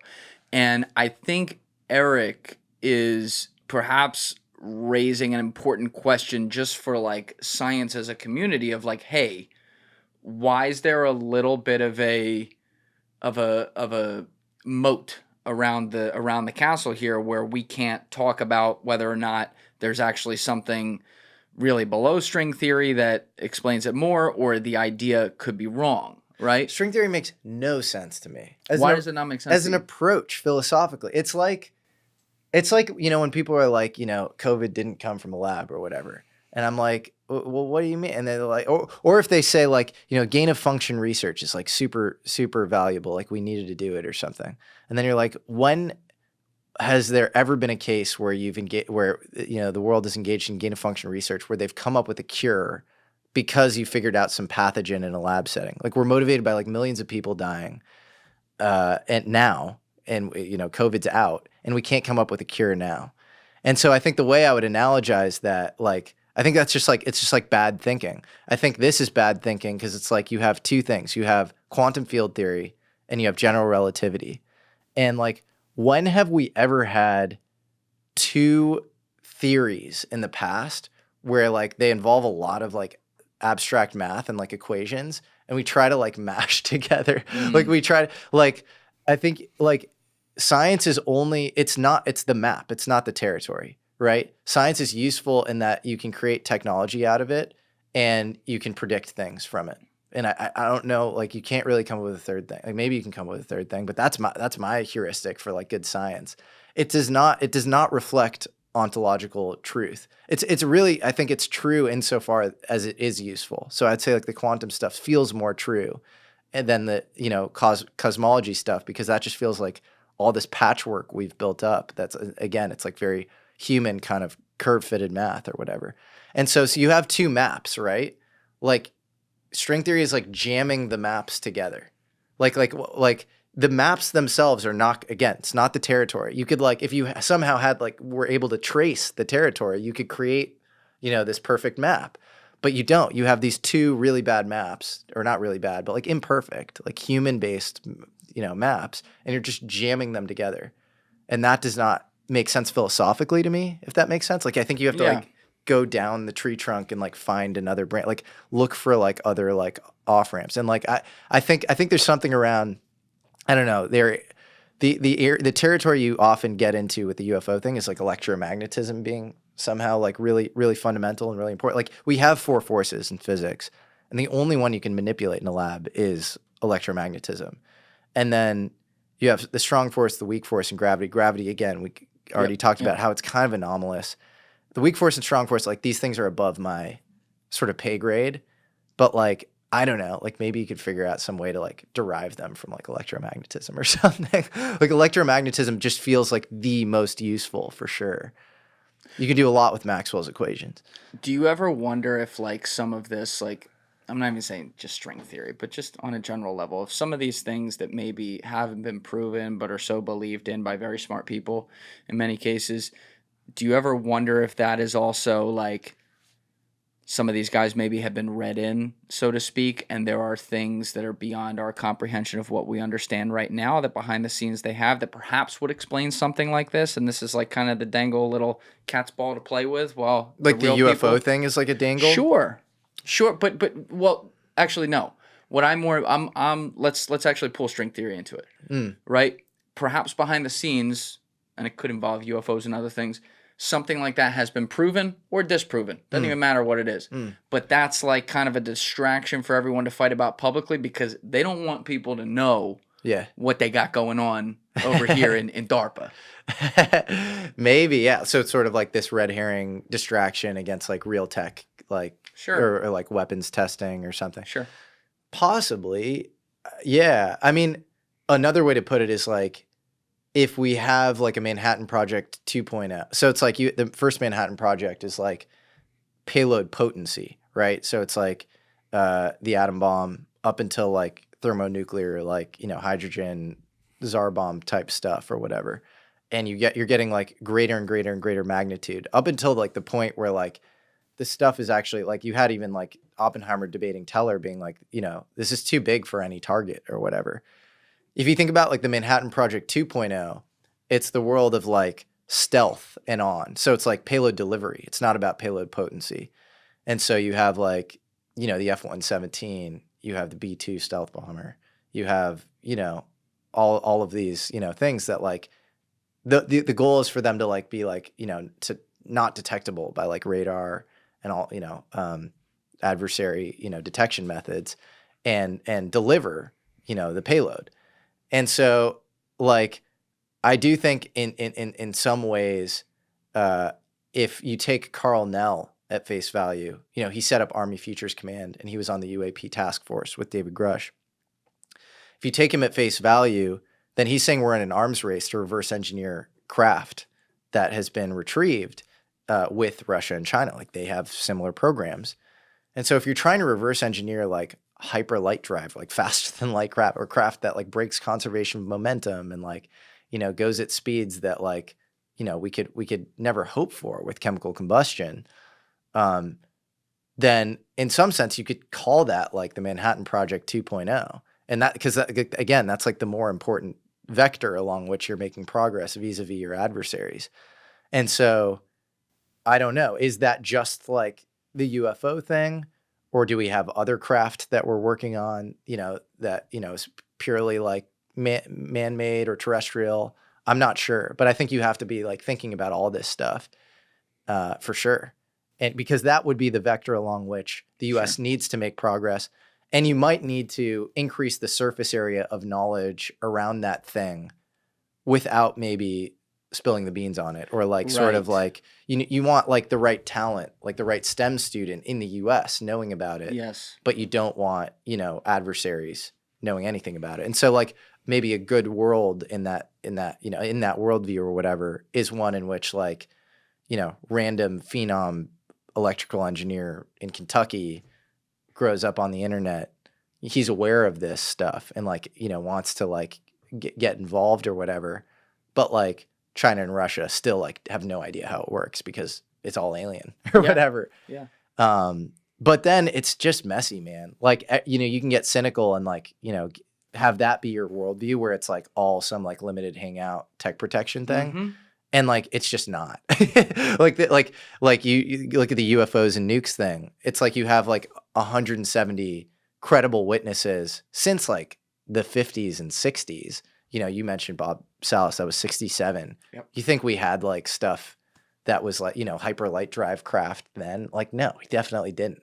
Unless like I'm like way off on my understanding of like physics. Unless the Nazis from Paperclip were up to some shit. Yeah, they might have figured a thing or two out for sure. But like a thing that could like fully disarm like the most encrypted like NSA, Right. Like our like crown jewel assets. Like I just don't know. And like Roswell, like 47, like did like I mean, it just feels a little crazy. And then if you believe the Grush stuff, which I do, like you have Magenta and like 33, you have stuff going back like a while. And so I just think it's this like extremely complicated, it's kind of like extremely complicated territory to traverse terrain. Yeah. And by the way, that's positive sum for there being psyops, because a lot of people think that psyop, the idea that there's a psyop and there's something real, that's zero sum. And so if the thing is not real, there's more likely to be, a psyop. Or if there's no psyop, the thing is, less likely to be real or whatever. What's up is down, what's down is up. They're positive sum. Mm. If there is a psyop around a thing, it's probably because the thing is real, and maybe it's co-optable and ephemeral, but it's real.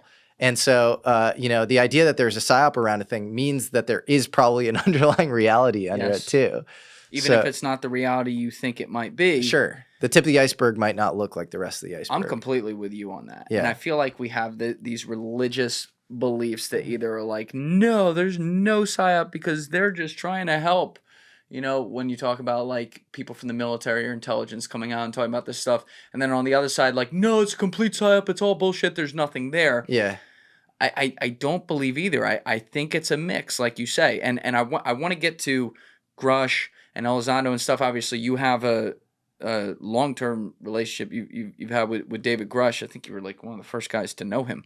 But as far as when he was doing this stuff and revealing some info.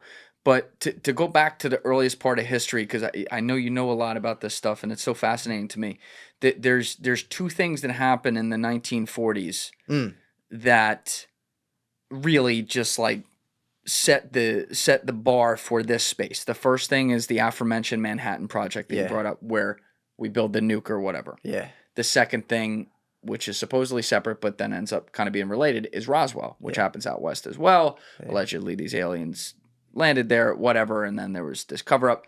But like with the Manhattan Project, I've heard you talk about this before on some of your podcast episodes. What was the depth of the discussion that like Oppenheimer had around UFOs while he was out there working on this project? And were there things that were potentially seen or what was going on there? We don't know, but there's a book called UFO Secrecy in the Fall of Robert J. Oppenheimer by a guy named Donald Burleson. He's an Air Force guy.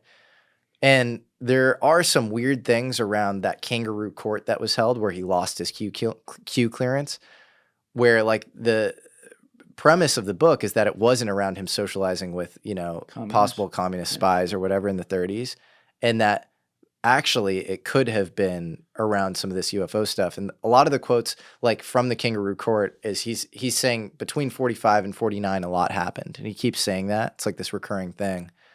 And if you actually think about like the bomb itself, it was 41 through 45, and all the lore around UFO crashes 45 through 49. Yes. So maybe there's something interesting there. John von Neumann, who's defending him in one of these kangaroo courts, is saying, it took him a while to get adjusted to the Buck Rogers universe that we're living in. He might have been referring to just nuclear weapons. I mean, that's like a weird universe. But Buck Rogers is this comic strip at the time, and it's all about like space travel and time travel. And then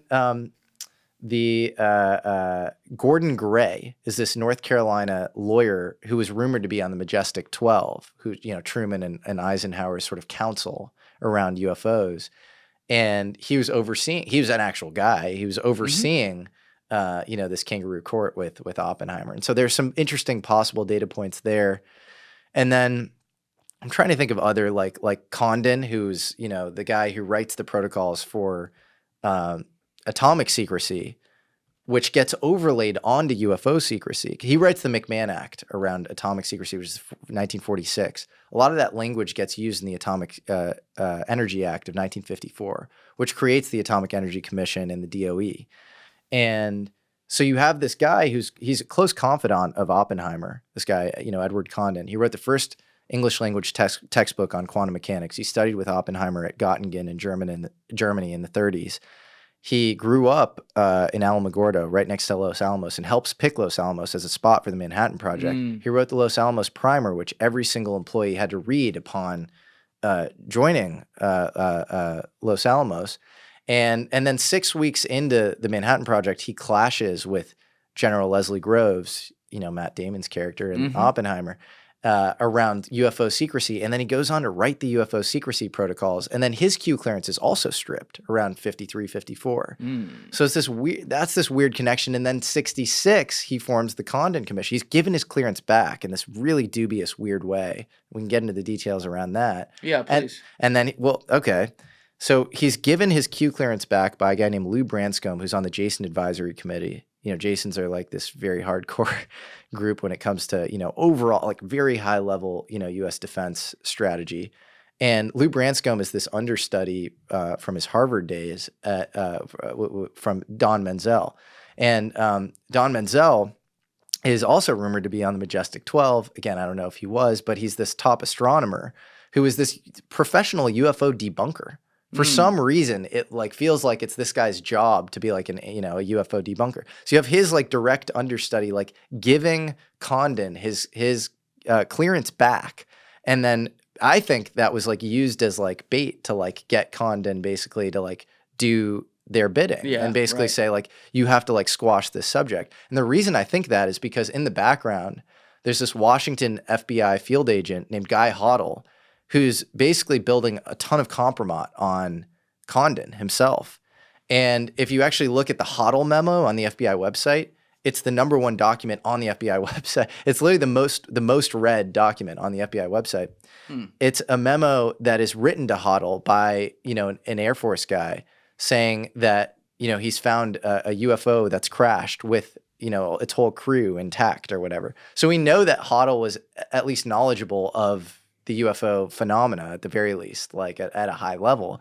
And he's building this kind of dossier on Condon. And then Condon gets his clearance back under very mysterious circumstances. And even in an American Institute of Physics interview that he gives, Condon, the interviewer's like, were you given your clearance back because of specific US UFO cases that you had to review as part of the Condon Commission? And he gets all weird about it. And like he's like repeats himself like a million times, like maybe I saw like a movie or two or something, but like, no, I didn't need my clearance back. And like it sounds like he's kind of covering for something. And so you have this weird connection between him and Oppenheimer. And then the final thing I'll say, And I don't know, I don't know what this means, but it's like, I think sometimes if you're like creating this big atomic blast, I think in some ways, you're creating like a big force.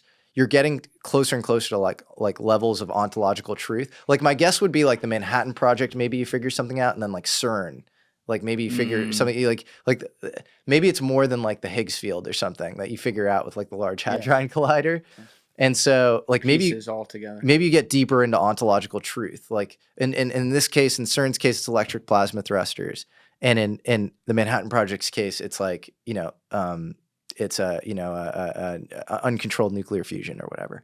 And so, I mean, I don't know, but what was the name of that book again?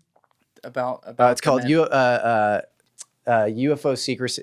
It's UFO Secrecy and the Fall of Robert J. Oppenheimer. Yeah. So he's putting together through a lot of secondary sources, meaning like not Oppenheimer himself, but other people around the situation and evidence we can collect to circumstantially say, if this, then that, if this, then that, if this, then that, then that, then that, then that, because why are all these different people in the orbit acting in this way to get rid of this guy in particularly who may know this thing about UFOs. Yeah. So it's circumstantial, but he builds up like a lot of bricks in the house, so to speak. Yeah, it's completely circumstantial. There's no smoking gun, but he builds up a lot. By the way, I said I think fusion. I meant fission. But you're forgiven. Thank you. Got to get it right. Yeah. I know your audience, Julian. They keep me accountable. But it's not. There's no smoking gun. It's a lot of circumstantial evidence, but it's interesting. I think it's worthy of follow-up and further investigation. There's also a 1971 Australian document written by their Joint Intelligence Organization, the head of their nuclear division, a guy named Harry Turner. And it's really interesting. There are a lot of these like UFO detonation experiments being done actually in Australia. And Harry Turner is overseeing this, presumably. UFO detonation? Sorry, UFO atomic detonation experiment. They're UFO detonation experiments. Yeah, you're not familiar with that? Get on it, Julian. Yeah, let's get a video up. Yeah, let's do it. AI like Sora or something. No, they're blowing up bombs there. Got it. And you think about Australia, and it's good. There's a lot of desert. A lot of desert. Yeah, exactly.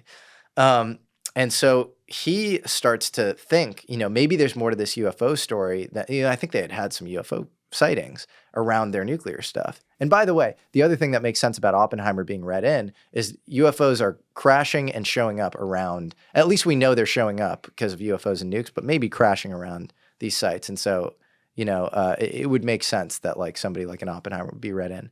And so Harry Turner's the Australian Oppenheimer or whatever, like he starts to get interested in this, and he starts to think that maybe the U.S. and their inquiries into UFOs and anti-gravity are way more than meets the eye. This whole Blue Book thing is like, he's like, maybe this is just an op. And because Blue Book is like the front-facing program that the Air Force has to, again, explain away everything, downplay everything. And we know this because of, H.P. Robertson, this Caltech physicist, writes this memo in 1952, which was supposed to be, it's been declassified since, but it was supposed to be classified at the time. And it was basically saying, like, Blue Book, your mandate is to minimize this stuff. Right. Explain it away. It's swamp gas. It's, weird lights, whatever. Weather balloons, and, minimize this stuff through media, through narrative and storytelling. Like, it's very clear about what, the goal is. And so Harry Turner in Australia is saying, maybe there's actually more to this. And he does this investigation. And I think this was probably right around when the Five Eyes are being formed as well, where like there's more intelligence sharing between, allied, Australia, UK, right. US, Canada, that sort of thing. And man, this document is crazy. You can actually look it up. It's on John Greenwald's like Black Vault or whatever, he has all these like, old declassified documents. And it is a comprehensive document that shows that the U.S. had these like anti-gravity outposts. They were studying gravity systematically. The CIA's Office of Scientific Intelligence was studying this stuff. And you had this guy, Agnew Bonson, who's, UNC, the Institute of Field Physics, the UNC Chapel Hill. Bryce DeWitt is working with him. Then you have the Gravity Research Foundation at MIT. You have University of Indiana. You have Purdue. You have MIT. You have Princeton, and you have the Institute for Advanced Study, which I believe those two were different at the time, even though the Institute for Advanced Study was... What year are we in right now, roughly? We're in... So he's writing this document in 1971, but all of those institutions, I mean, the academic institutions had been set up prior to this, but this is all like mid-century. Like, Got it. like 50s, like anti-gravity was super in vogue. People were really deep into gravity research. So much so that Lewis Witten, who's Ed Witten, the greatest string theorist of all time, Lewis Witten is working at Martin Corporation, which is pre-Lockheed Martin. He's working in their anti-gravity division called RIAS, Research Institute for Advanced Study, which is a play on IAS, Institute for Advanced Study. And he says, we are going to figure out gravity in about the time that, it took to build the first atom bomb. And you have, Stanley Desser and Richard Arnowit working on these gravity particle theory, gravitons. And, anyway, Lewis Witten says gravity is in the wind, meaning it is everywhere. But maybe there's a sub reading to that, which is in the wind is actually an intel spy term, which means it's scattered everywhere. Yeah.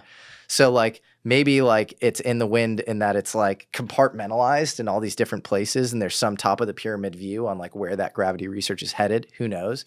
It gets vaporized in the early 60s, but it was extremely vital at the time. And so he meant, I think when he said in the wind, it was it was ubiquitous. It was very in vogue. And you have all these, Ansel Talbert, I believe, was this Air Force guy who wrote a lot about it. You have this Michael Gladich article called Here Come the G Engines. And all of these, patrons of aerospace are exuding supreme confidence that beating gravity is around the bend. And this ties in with the Chapel Hill Conference, where quantum gravity gets created in 1957, which was under Agnew Bonson at, the Institute of Field Physics at UNC Chapel Hill, which you can see in this document is one of these outposts studying gravity. And they're also simultaneously funding Townsend Brown, who has his capacitor gravity experiments. And so... anyways, all of this is to say Oppenheimer is listed as one of the scientists deeply involved in anti-gravity research. Oppenheimer, Teller, Wheeler, and Freeman Dyson are all mentioned as being, really important to this story in that Australian document. And so, just to comprehensively answer your question about whether Oppenheimer was involved, I don't know. Oh, you answered it. That's a lot. Essentially, it could be, and we're speculating here, situation where for whatever reason in this research that could tie all the way to UFOs when we're talking about anti-gravity, Oppenheimer may have either or known too much or perhaps formulated an opinion behind the scenes that they didn't like. That could totally be true. Yeah, he would. There's a book called UFO Crash by this UFO researcher William Steinman. And there supposedly was a crash right after Roswell in Aztec, New Mexico, in 1948. And Oppenheimer was rumored to be part of the collection crew. Yeah, the crash retrieval guy. One of them. I need Cillian Murphy at the site right now. I need that. Yeah, but, I don't know. It's unclear why they would have gone after him. He was obviously, extremely idealistic in some ways. Yes. He obviously regretted aspects of the I've become death. I've become death, destroyer of worlds. So I don't know. I don't know where he went astray or what happened or whether he was even involved in the UFO thing. This is all predicated on, there being some core program that he was involved in. So you have to think probabilistically. Again, there's a world in which maybe he wasn't, but... And it would tie directly into the lore, though, because it involves literally the godfather of nukes. Well, that's the thing. If you want, real disclosure, you have to look into the historical stuff. Yes. The theorizing, the crazy time travel shit, that's so interesting. I love it. But it's as Feynman would say, not even wrong. Completely unfalsifiable. You can run in circles, talking about this stuff. And then, the other vector is we are waiting on the government for disclosure. Just please give us the information. We'll be fine. We're not going to be freaked out or whatever. And then there's real historical research where it's this stuff wasn't that long ago. We're talking 70 years ago, 75 years ago, whatever. were these people at all entangled with the UFO story? We just made a $130 million movie about Oppenheimer. Yeah. He's like the godfather of American science. We should maybe just look into that. Like, what did he know?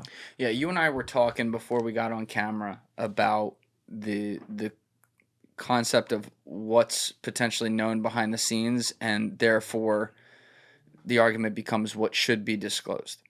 And because obviously people weren't listening while we were off camera, one of the things I brought up was a very early podcast I did, number 17, with my friend Alex Horowitz, who comes from your world. He was one of the early employees at 8 Sleep, and got to spend a lot of time around the smartest dudes just like you, coming from the VC world and whatever. But, he talked about things so matter-of-factly in that episode when we were talking about the power of social media and the kind of stranglehold that has on society and thought. One of the things he said is that these companies, referring to the social media companies, and therefore also referring to the government and the power that the highest levels have, they can simulate things ahead of time. And what he expanded upon that with is he's like, they have the power based on all the amalgamated data that they can collect online of people's behaviors. They have the power to be able to put in a what if scenario and say, how would overall society react based on all the personalities we've put together? In a similar way, by the way, to what the Cambridge Analytica guys did in 2016, helping Trump out because they created digital profiles of everyone. Think of that with more time passed now on steroids. And so he's like, these organizations can figure out, for example, what if, let's say they knew behind the scenes a truth was that aliens exist, here's the planet they're from, here's when they've been here, whatever, here's what's not true, here's what's true. What if we told society this, what would happen? Perhaps, and this is where it gets into do you take the side of intel? Because, I want to fucking know. I can handle it, right? You can handle it. But like across society, it's like, could people handle it?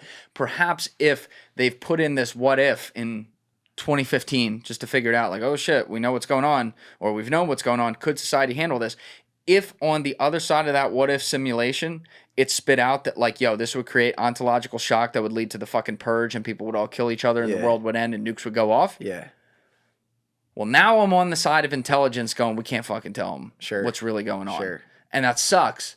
But it's like, and I don't want to be like a statist fucking bootlicker. Like, yeah, you don't tell us, baby. But if they simulate it and it doesn't spit that out, and it's like, yo, people could handle this, and they're not telling us, well, that pisses me to fuck off. Totally. So I don't know whether to be like, okay, all right, or like, fuck you. Yeah. I think the like judo move is like, don't wait on do your own research. Like I think the idea that like ontological truth is monopolized by government, I think is over relying on the government. Like I do think, if they were to like declassify everything immediately, I do think it would be ontologically shocking. I do think there are people in government that know crazy things about reality, but in many ways they're artifacts about reality. It's like this thing, this crash happened or whatever, or like, maybe this like weird topological physics principle, like all these sorts of things that are probably like scattered throughout government that are like kind of like insane and mind blowing and crazy. But a lot of these things can be figured out through kind of your own, open source techniques and through like your own, inquiry. And I think it's almost this like litmus test or forcing function where like your ability to figure it out is almost like goes in hand with like your ability to handle it. If you do like on your own, figure it out on your own. And so, I think this whole like waiting for this stuff to come out and like being super antsy about like, some like, government disclosure thing. Like it's just like this like amorphous bogeyman red herring. Like what is disclosure? Like what is that? Like if the government came out now, like the president came out now and said UFOs are real, you'd still have some subset of the population not believing it and super cynical about them saying it. If you see a video, maybe that's like, we live in the world of deep fakes. I just talked to you about like, Stanford professor who's like got all the credentials you need saying like, you have like, mass spec isotope ratios don't exist naturally on Earth. And so like, what actually is UFO disclosure? Like seeing, like there are actually a lot of videos online. There are a lot of videos and there are a lot of videos that like are kind of hard to debunk, so we live in this like weird world of like the relativization of facts, like the mass relativization of truth and facts. it's almost like, the dark ages of past was like a dearth of information. This is an excess of it. We were drinking from a fire hose of information. And so I think that's like a really important question. It's like, what is disclosure, and can you just use this, can you actively like seek it? And I don't think it's actually really healthy for a lot of people to like think about this all the time. I think it's like it can be really like hard for people, and kind of, it's like ontologically shocking, like weird process. It gets religious too. It gets religious, and then like, it's unclear exactly how it cashes out. Like it's like maybe you end up in the program or something, and then what? And then you're like maybe like sitting at a cubicle or something. Maybe you can do some higher level thing for them. I don't know, but like. It's like you have all these people like on the internet like studying this stuff all the time, and like, so like, I think like Charlie and It's Always Sunny. It's right there. Yeah, exactly. Yeah, and then there's the idea that like, but reality itself is not monopolized by the government. Like that's like more of a religious thing. It's like you can just like look into that on your own. For sure. Yeah. But like, it's strange that from say 1945-ish, that ballpark area, till 2017, it was this. Steven Spielberg might make a movie. Yeah. We'll get a good Terminator, or not Terminator. We'll get a good Alien versus Predator movie. Yeah. Or something like that. But like, this is just a thing over there. Yeah. It's not like Dr. Michio Kaku's out here talking about UFOs. Yeah. It's not like you have serious people like a Garry Nolan coming in and studying a lot of different things around this, not just the things that were retrieved, but things that have to do with the basal ganglia, like you were explaining, and all that. Like, it became, after 2017, there was a shift where suddenly there was like a decision to pull it more mainstream. And we mentioned it earlier, but it starts with Christopher Mellon, member of the Mellon family, gotta say that, walking out legally out of the Pentagon and legally distributing information to the New York Times, where I think this was also where we got the new term UAP, which is also interesting, and saying like, all right, front page of the New York Times, like, yo, some shit's going on out there that we can't explain, and we can talk about the Tic Tac stuff and all that, but like now, 7 years later, it has become much more of a mainstream topic. So we started this long tangent about this, where you were talking about the concept of, could there be a psyop that also then is on top of something that's real because it's real? Yeah. Right? Yeah. What's your thought on the characters that have come out? And we'll get to Grush, but let's more focus on, say, Christopher Mellon. Yeah. Lue Elizondo, who was allegedly the head of the ATIP program in the Pentagon. Yep. And guys like that coming out and mainstreaming this. Do you think it's a pure distraction, or do you think it's all truth, or do you think it's a mix of both? I don't know. I mean, I guess Mellon was Deputy Assistant Secretary of Defense Intelligence for both Clinton and Bush. Yeah.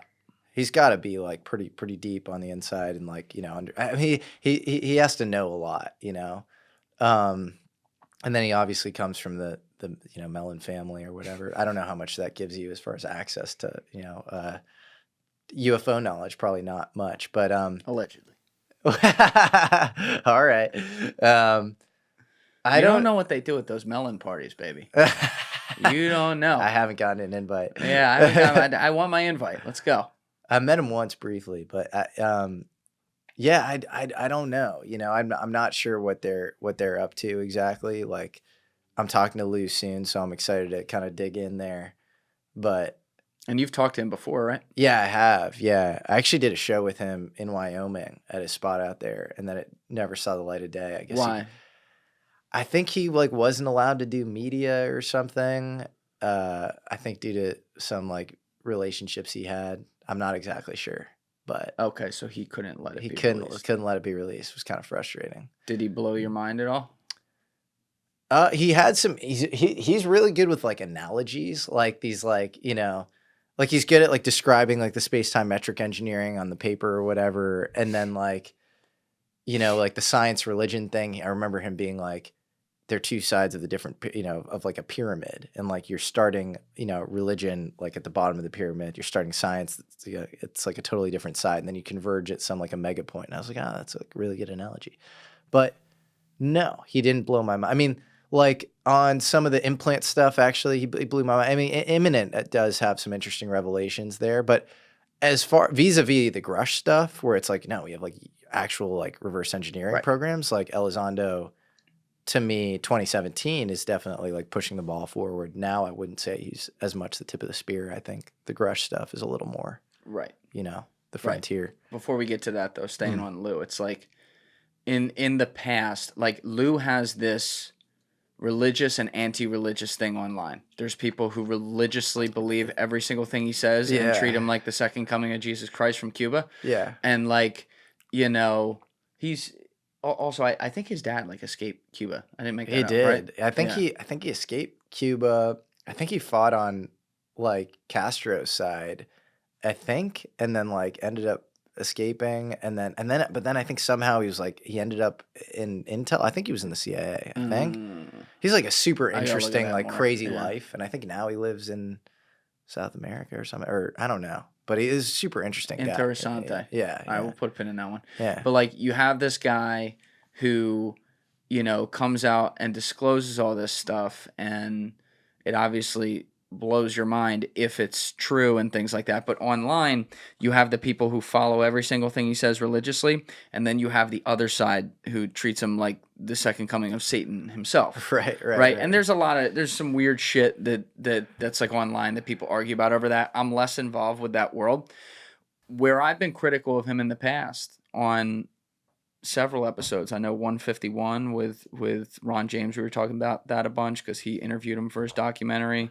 We talked about it with Nick Pope in 179, like 3 hours in. Nick Pope has thoughts on that because he was in the government and stuff. And there have been some others where I've talked about it. It's like, I joke like fed because to lose credit, maybe. If you listen to him in full context in past interviews, he said lines like, I'll say I'm paraphrasing, but it's pretty damn close to what I'm about to say. Yeah. He said things like, listen, I'm an intel guy. Yeah. That's what it is. Yeah. So here's what I do with that. I say to myself from a critical lens, I'm like, okay, I don't know what I don't know. Yeah. Maybe it's an intel op and the logic behind it is actually evil. Yeah. I don't know. Or maybe it's an intel op because they figured out some ontological shock shit and like they know shit I don't, and he has to come out here and do that and do his job. In which case, all the respect to you, do your thing. Yeah. Just like I say to Bustamante, nice job working for the CIA still. Like it is what it is. Sure. Meaning though, I can take what you say with a grain of salt. Yeah. And so when I look at Lue, I've been critical saying like, might be a Fed here. Yeah. He's kind of said he, like in some ways makes me think he is.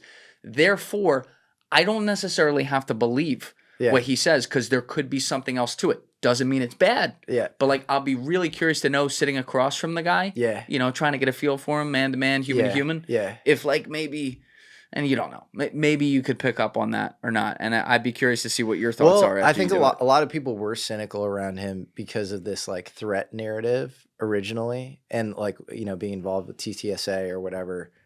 That's Tom DeLonge's To the Stars. Yes, it is. But I think he's changed his tune. Yeah, exactly. Tom DeLonge's To the Stars Academy, and that he had a lot of interesting characters involved there.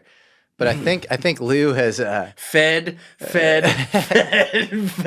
Yeah, an interesting crew board.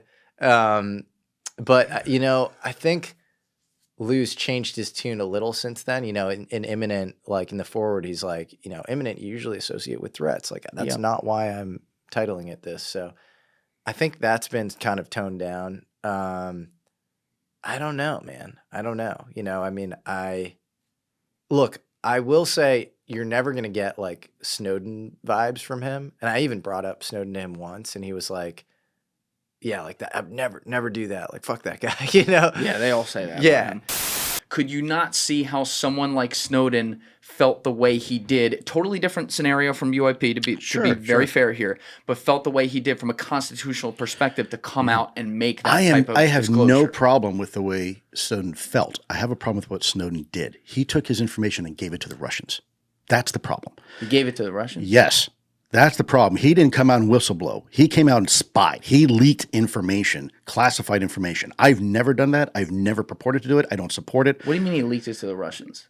Brother, that's why he went to Russia Well, his plane got down by, at the time, Vice President Joe Biden. He was flying Brother, from, he's living in Russia. I know, but he was flying from protection. I know, but he was flying from Hong Kong to Ecuador, and his plane got downed in Russia by Biden. You know what he had with him, right? He gave up that it wasn't just a Julian Assange. This is not like Private Manning did, where they were just trying to expose some things, which by the way was still wrong. Yeah, There's a right way and wrong way to do things. Different situation. Yeah, he actually compromised people who died. And that is a problem. There are people who are no longer alive right now. So that's been disputed though. There's people that say that there's no one who died as a result of it, though he may have risked it. No, there are. Sir, I can't go into details. There are sources who died. So it's like he's these people are not like for like catastrophic disco. Like I think the idealistic take is like he wants to broaden the surface area of understanding on this stuff. He believes like ontological truth shouldn't be monopolized by the government. And he is trying to like come out with this stuff, but without breaking, any of his oaths. And like, he doesn't want to end up in jail. And then beyond that, I don't know. What do you think? I'm curious to talk with him. Yeah. Cause like, I'm not going to know the truth. Yeah. I'm not a fucking mind reader. Yeah. I mean, I'm pretty good at sitting across from people and getting an idea. I'm sure I'm going to have my opinion. Doesn't mean I'm right. Yeah. But I will say in reading Imminent, I'm working through it right now. Yeah. I have a lot of mixed thoughts. Yeah. I really think it could come back to your theory on this stuff as a whole, which is that it could be a little bit of both. Yeah. Right? Yeah. All right, let's not tell him about this, but let's get him comfortable with this. I mean, he has a counter-intel background, so. Yes, exactly. And the dude's resume before anything UAP, UFO is pretty nuts. I mean, dude's been around the block in some dangerous areas 100%. Doing things. So he's an ideal kind of person to, be a messenger of that, maybe on a counter intel type basis. But again, it doesn't mean that the concept of like, we have things in our airspace that we can't explain that are not our technology, and we strongly believe are not the technology of our adversaries, or we'd be fucked right now. Yeah. And if you're not perking up when you hear that, at least. Yeah. Not saying he's telling the truth, but if you're not perking up at that, I think that's a mistake. I think I think it's, like Darcy Weir was really convincing me to do this because I'm like, Darcy, isn't he like kind of a Fed? He's like, well, you be the judge of it, man. Like, see what he has to say. Yeah. It's interesting. Yeah. I can't argue with that. Yeah. Yeah, no, it's definitely interesting. And I think he brings forward like specific interesting facts that are worthy of, real investigation. I do think at this point, Grush bringing forward 40, accused legacy people like from the, the program who, have gone forth to the, IC Inspector General Thomas Monheim and said like, we've worked on this stuff in a lot of cases firsthand. I think that feels like a far more productive inroad at this point, than like talking about like random implants or whatever, or like, some sighting. Like if we've had like a historical crash retrieval program where we're trying to reverse engineer this stuff, that to me feels like of vital, importance, like the real tip of the spear. But I don't know. As far as like the food fight, around, it's like there's some people who are like he was an ATIP on these years and this, and James Lukatsky says this and he says this, and it's like I read all of that and I have a mental map of that. I don't like to weigh in on it because I don't want to get involved in the food fight. I just don't. So like, you're like the Drewski meme. Not me. Not me. No, I just want to. I want to study this stuff. I'm, pro American national security, but I want to like look into this stuff, and I want to look into it like aggressively in a way that like I can understand the truth, and so. I hope that never comes at odds with the, not sec thing or whatever. But like, yeah, I'm not trying to like hurl ad hominems at anybody. I just want to like be in my own lane and like search for truth. Stay that way, dude. And if anybody, by the way, were to hit me up and be like, hey, like, don't cover this because you're like accidentally through your own open source investigation, not out of malice, but like leaking like important shit that's like vital to American national security, I would stop. You would. Fuck yeah. I'm not trying to like gratuitous. Yeah, Right. I care about this country. I think like as fucked up as it is, and like as you know, all the issues that we were talking about as far as macroeconomic headwinds and whatever, I want this thing to this weird experiment to continue. I think it's a beautiful place to live. And if somebody was like, yeah, like some of that stuff you talked about, it's extremely low cost, you know, thermonuclear 2.0 thing, like don't talk about it. I'd be like, yeah, I'm not going to talk about it.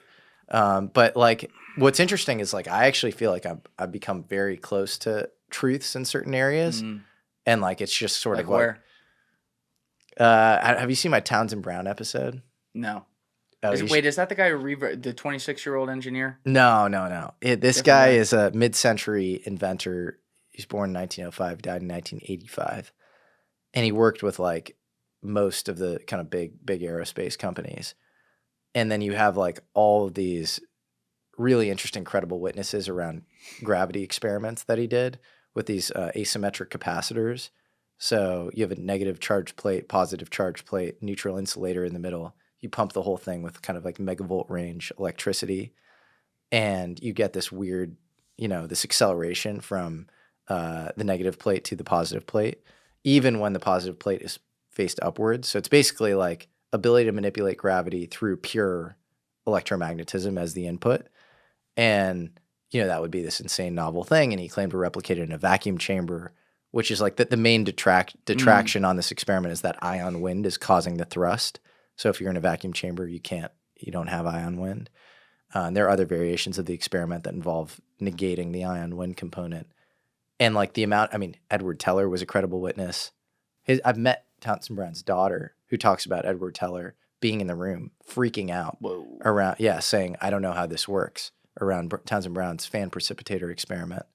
You have this technical consultant at Wright-Patterson, or Wright Airfield at the time, named Victor Bertrandius, freaking out. You have Agnew Bonson, who forms the Institute of Field Physics and is funding Brown, but also doing funding the most frontier theoretical physics at the time and establishing quantum gravity. He says strange things happen at high megavoltage across short distances. He's clearly talking about Brown's experiments. And then the interesting way in which this ties into the UFO story is like that magnesium bismuth, we talked about in the Garry Nolan thing. So magnesium bismuth is this thing that Brown talks constantly about because it's a high K dielectric, meaning it stores a lot of electromagnetic charge. The higher the K factor on the material and the insulator in between the two capacitors, the greater the thrust you get.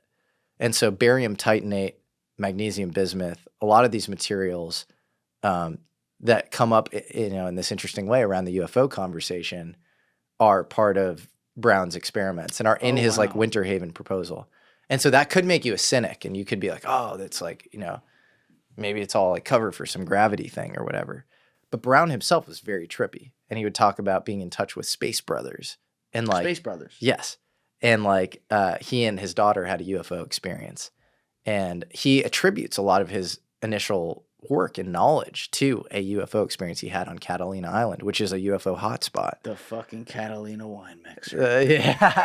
That it all started there. It is a UFO. I just can never wrap my head around the fact that the Catalina wine mixer place is where there's a lot of UFO shit, but you're 100% right. It's Yeah. Somehow those two things go hand in hand. Yeah. So, and there's a good book called Undersea UFO Base by Preston Dennett, which documents all the crazy amount of UFO sightings in Catalina. So anyways, that would be an area where like that really wasn't super popular, the Brown stuff pre me cover. I mean, this great biographist guy named Paul Shatskin wrote a book on it called The Man Who Mastered Gravity.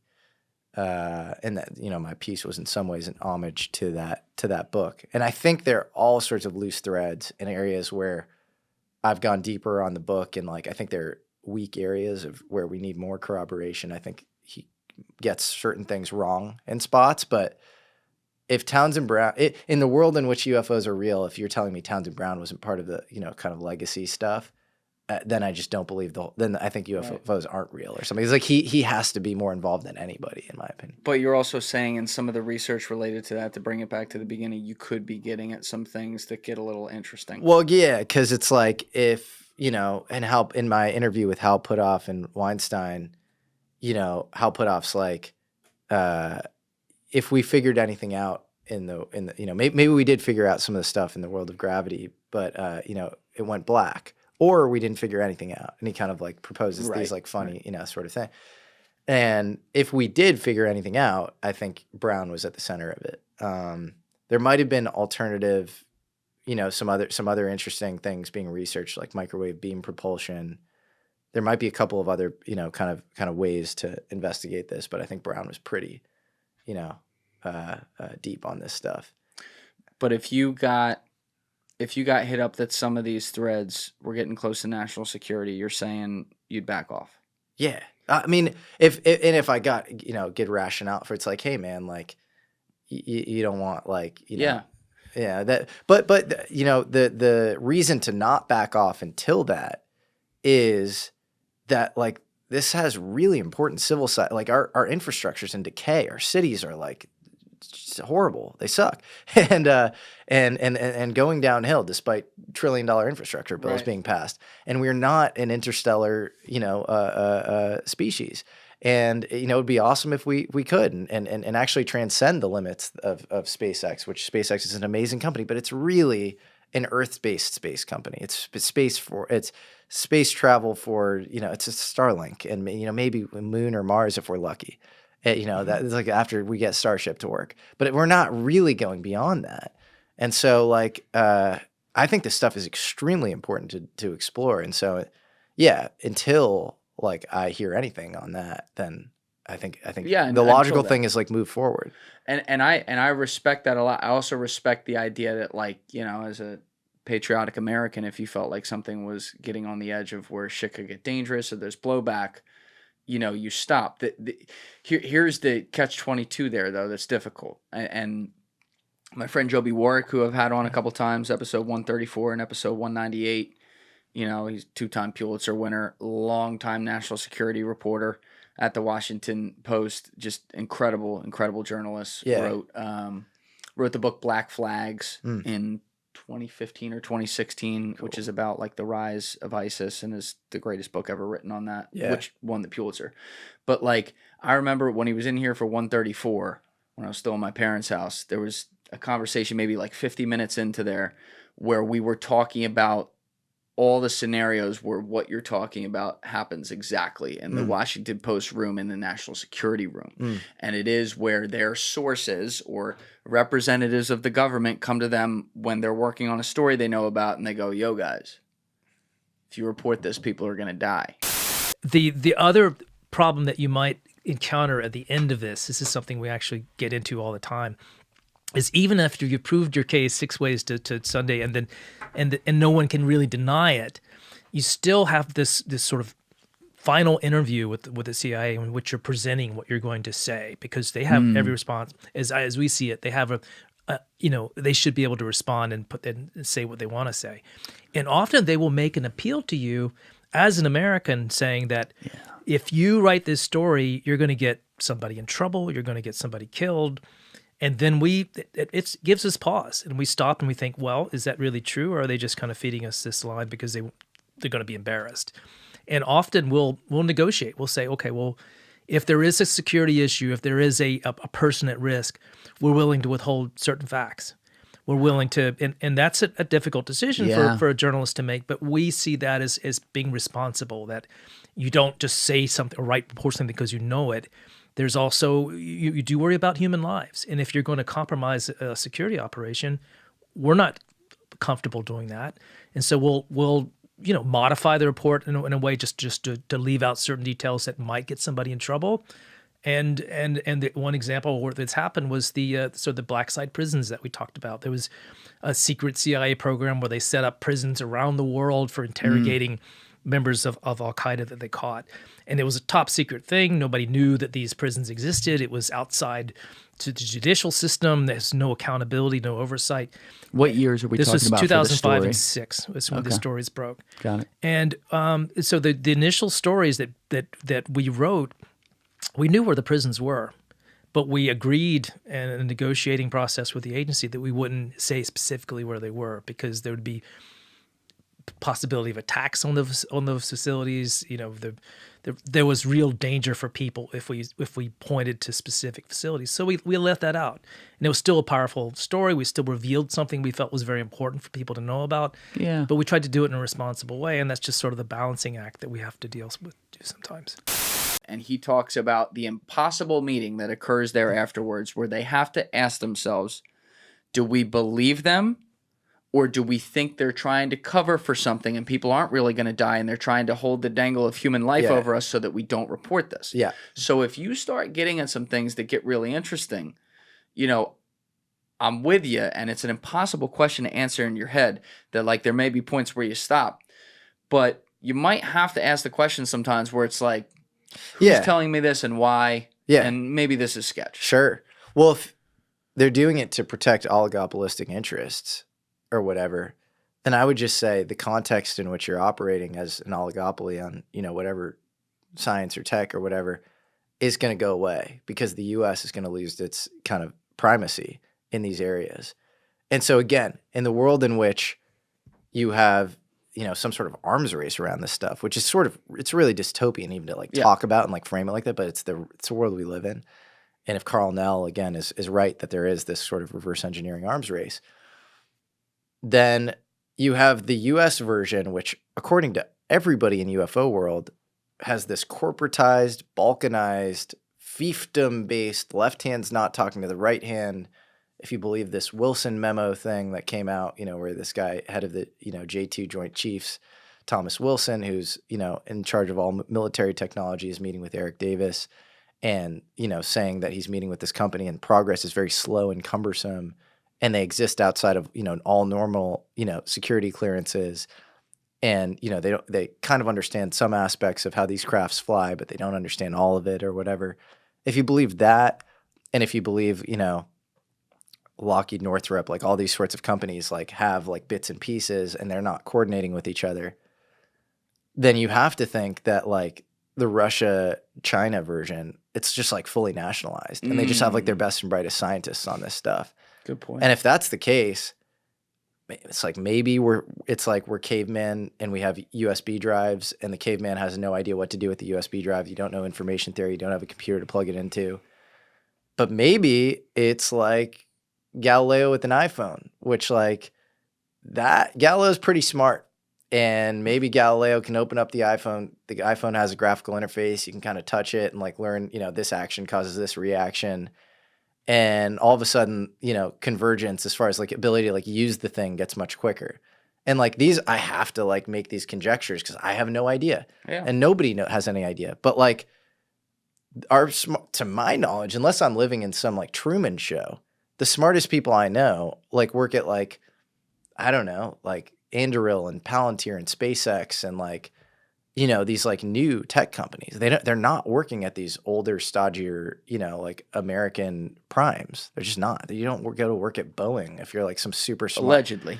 What's that? Allegedly. Allegedly. I don't know how it works if it's being done like that covertly, you know. It's like the secrecy must be like so good, you know. And so like assuming like that mental model is correct, then like it's in a lot of these people's best interests to actually start to like share this stuff and like get in front of the topic. And I think that's been happening. And I think that explains actually a lot of the last, you know, 7 years of disclosure. But I think it's not maybe happening fast enough or, you know, these companies aren't coordinating well enough. And so I think you just have to ask yourself that question. Is this, are you being hushed because of like, you know, pure profit or whatever? But I'm skeptical of the idea that these things like are profit centers now. You know, I think in the world in which, again, these companies have like craft, I don't think we like understand fully how they fly. I think there are like Yeah. real challenges to like working them fully. It, That would be my it guess. also doesn't just have to be profit, though. There can be other variables that we could go on long tangents about that perhaps for stupid reasons they're just like, oh, the public can't know about that. And like, again, it comes down to a judgment call. And I don't envy that position. As far as I know, No, I don't never either. I've never been in that position for. I don't think I have. No, they were told know. by the CIA to like do the bidding, to like you guys are like our plausible deniability Right. As the U.S. government for being involved in this stuff. I think a lot of them are patriotic people, and then I do think probably white collar crimes have like occurred, but the core like crash retrieval stuff. I don't know how you do it differently in retrospect. Like, I don't know, and again, this is all based on these kind of hypotheticals, but like, I could see, a lot of the just basic core legacy program and like hiding that being somewhat forgivable. And then I think a lot of, the fuckery like around, psyops and stuff and driving certain people crazy and, that marginalizing people based on their experience, like all that's horrible. Yeah, it's terrible. Yeah. And that should be, addressed in like in a real way. But And that's also something your boy Grush bravely, I think, brought up. And, Yeah. And that's a really, that stuff bothers me. That people's families should not be brought into these things and shit like that. But we've been putting it off all day. Let's go there on Grush. Yeah. I just got to take a piss first. okay, cool. So let's stop for 1 second and we'll be right back. All right, we're back. David Grush. Yeah. So you knew him before he went public and everything. How, what in the name of CIA are you doing around him? I actually was in a venture capital context. Like I was looking at a company that was like in space. It actually had come out of Space Force. Like the guy who started it was an officer in the Space Force. And he started a company in this area, and I was diligencing it, and I was talking to him about, his company, but at the end of my diligence, I was like, hey man, like, I'm also really into this other stuff. I'm really into the UFO thing. I know you're like, you've been around the block when it comes to space. And he was like, yeah, like I'm a believer, but I don't know that much. Like there are limits to my knowledge. And like he could tell I was deep on it. And he was like, I have somebody you should probably meet. And so that's when he introduced me to Grush. What year is this? This was, I guess, 2 years before I put out the thing in July of 23, so 21 is when I met him. Yeah. Where'd you meet him? I met him initially at my house. My buddy who's in the Space Force brought him over to my spot. And it was really like a trip for me because I was like, I don't know, man. You're so used to meeting like these like really like snake oily people, and like you're bringing up all sorts of things, but like I don't know, a lot of the people in the UFO world are just like they're just full of shit, and they just speak in these sort of like super hokey ways, and he really like broke that pattern. I was like, whoa, What about him broke that pattern? He's like clearly like mildly autistic. Like not, all the way, but like he's a little autistic, like very high attention to detail, extreme like truth seeking, and very sincere too. And so I think, all of those things combined, he's just like, he just broke the pattern, Did he tell you everything that he later has told us publicly at that meeting?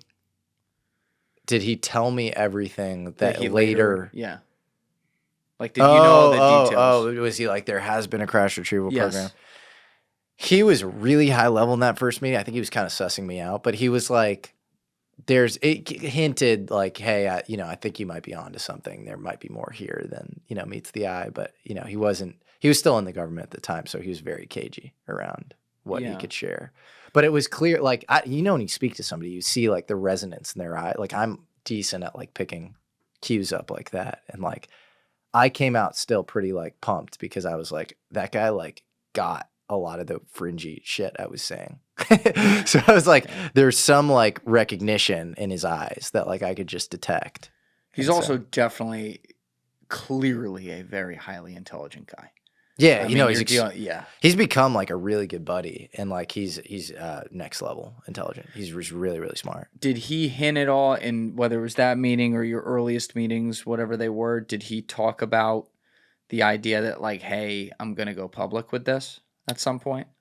Not then, but I got to know him a bit, actually decently well before he came out, and he seemed extremely frustrated at like trying to like kind of reform things from within, and it was clear at one point that like, you know, it's like he was experiencing a bunch of reprisals, basically, like, you know, blowback around his investigations. And he was like, I gotta get out. You know, I gotta go public, basically, like for his own immunity and like, so he could actually like affect any sort of change on this. What do you mean? Like he was trying to reform things from within? I don't know the actual specifics, but my sense was that the initial strategy was like discover this stuff, bring it to the right people in charge, and then try to like engage in the proper reforms around it, like, you know, reorganize the legacy stuff, create academic programs around this. So like it's like, you know, the nuclear stuff. It's like nuclear physics should not be classified, right? But like nuclear trade secrets should be classified. Like these obvious things. And I think he was sort of trying to like affect this change from the inside. Like, hey, we're not in front of this issue at all. Like we need to be like more forward minded on this. And I think he just wasn't getting any there. I think he was sort of spinning his wheels. I think, you know, superiors and colleagues were doing all sorts of, you know, dirty things. And yeah, I think he basically was like, I got to blow the lid on this. Did he discuss with you, and I'm going to come back to some of the specific things he said for people out there who haven't heard it, but did he discuss with you some of the threats or the fearfulness surrounding both him and his family that made like the blowback that was keeping him up at night at that time? Yeah, he touched on it. Yeah, he was he touched on you know, I think certain shots across the bow that he and his family got that were pretty unnerving. It's unnerving obviously for him, extremely unnerving, and then unnerving for me to hear as well, because I'm like, man, we're in communication, and like I'm kind of looking into this stuff too, and you know, so yeah, it was. I think it was a very precarious time pre him coming out, because you know, you don't have immunity, nobody knows who you are, you know, and so if they're going to engage in retaliation, it was like pre-July of 23, not after. I think now it would be much harder for them to do that. Why do you think he, minus the clear understanding of the knowledge of the subject that you had, and you know, you're a friendly guy too, why do you think he trusted you and gave you all this? And the reason I ask that is because at the time you're not a public figure, you don't have the YouTube channel, and like if you wanted to toss on a paranoia brain from his end, because obviously things were happening in his world, you're investing Peter Thiel's money, the guy who owns Palantir, you know, like you could make some conclusions there, like, why the fuck am I being walked into this guy's house? Why do you think he was like, you know what, I fuck with you, Jesse? I think it was two things. I think it was one, like just genuine social rapport. I think, or maybe three things. Two, like a respect for how far I had gone in like open source techniques, like just like discovering a lot of this stuff on my own, where I think, yeah, you know, you should give credit where it's due, where, yeah, there are guys who are like, you know, extremely deep, like, you know, Richard Dolan, for example. Yes. I'm trying to think of, you know, other guys, you know, back in the day, it would have been like Stanton Friedman or Leonard Stringfield or whatever, guys who you just have to give your props to as far as like knowledge on this stuff. I think those guys are often like way stronger than me, like on like an amalgamation of facts and sightings. Like they just have more of it. I think as far as like theory, I'm pretty deep on this stuff. So I think there was like a mutual respect there, and like coming to the same conclusions. And then I think it was also kind of a trust building process where I don't know if he would have. Well, first of all, he was trying to put this out through like mainstream media initially, and the Washington Post and New York Times kind of shat the bed and didn't end up running with the story. Why? And so I don't especially New York Times. I don't know why. I think, I spoke to Leslie Kean about it because Leslie Kean broke the story for the debrief, Yes. but she's a New York Times staff writer. Right. So she wanted to do it through the New York Times. And I think, what's the guy's name? Is it Julian Barnes? I think it's Julian Barnes. I think they're like Intel editor or whatever, or like national security editor. Like I think he's just like kind of anti the UFO thing. Right. And so also I think like none of the 40 people could come forward like directly to the New York Times, and I think like they doubted that. The whole thing is actually absurd because you have colleagues of Grush's coming out. You published the 2017 stuff. Why wouldn't you publish Grush? First of all, that's total double standard right there. But like, second of all, you have like pretty unimpeachable colleagues of Grush's, guys like Carl Nell, who set up Army Futures Command, and and others saying like, this guy's like legit, and defending his credentials, and then Grush coming out and saying what he's saying. That itself is a story. And you can caveat it with whatever you want if you're the New York Times. But to me, not publishing that shows like a prima facie a priori disinterest or bias. That's weird.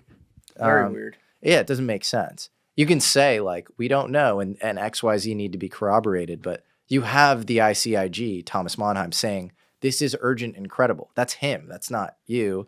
And then you have his credentials being sort of backed up. And so I don't know. I can't answer that, like why they didn't publish it. But then I think it was this thing where he was feeling really burned by like the mainstream media, and he's like, "Oh, my friend Jesse, yeah, he has like a smaller channel, but like he's really deep on this stuff. He's high conviction on it." Excellent episode, by the way. Thanks, man. That one with him. Appreciate really that. Yeah, it was fun to make. That one felt like really like I don't know, it was like a beautiful moment. Like I was pumped to do it for him and for the whole kind of movement.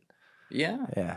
Yeah, it's the thing that keeps coming into my head is some of these stories I've heard from behind the scenes where Intel comes in and says, "Don't do that." Yeah. And that would, especially considering Leslie's there, like that's what I'm thinking, especially also given that he was getting reprisals behind the scenes. So people weren't happy about this. There's clearly some sort of internal war inside the government. And I don't know if I know the exact fault lines, but it's clear there's some part of the government does not want this out.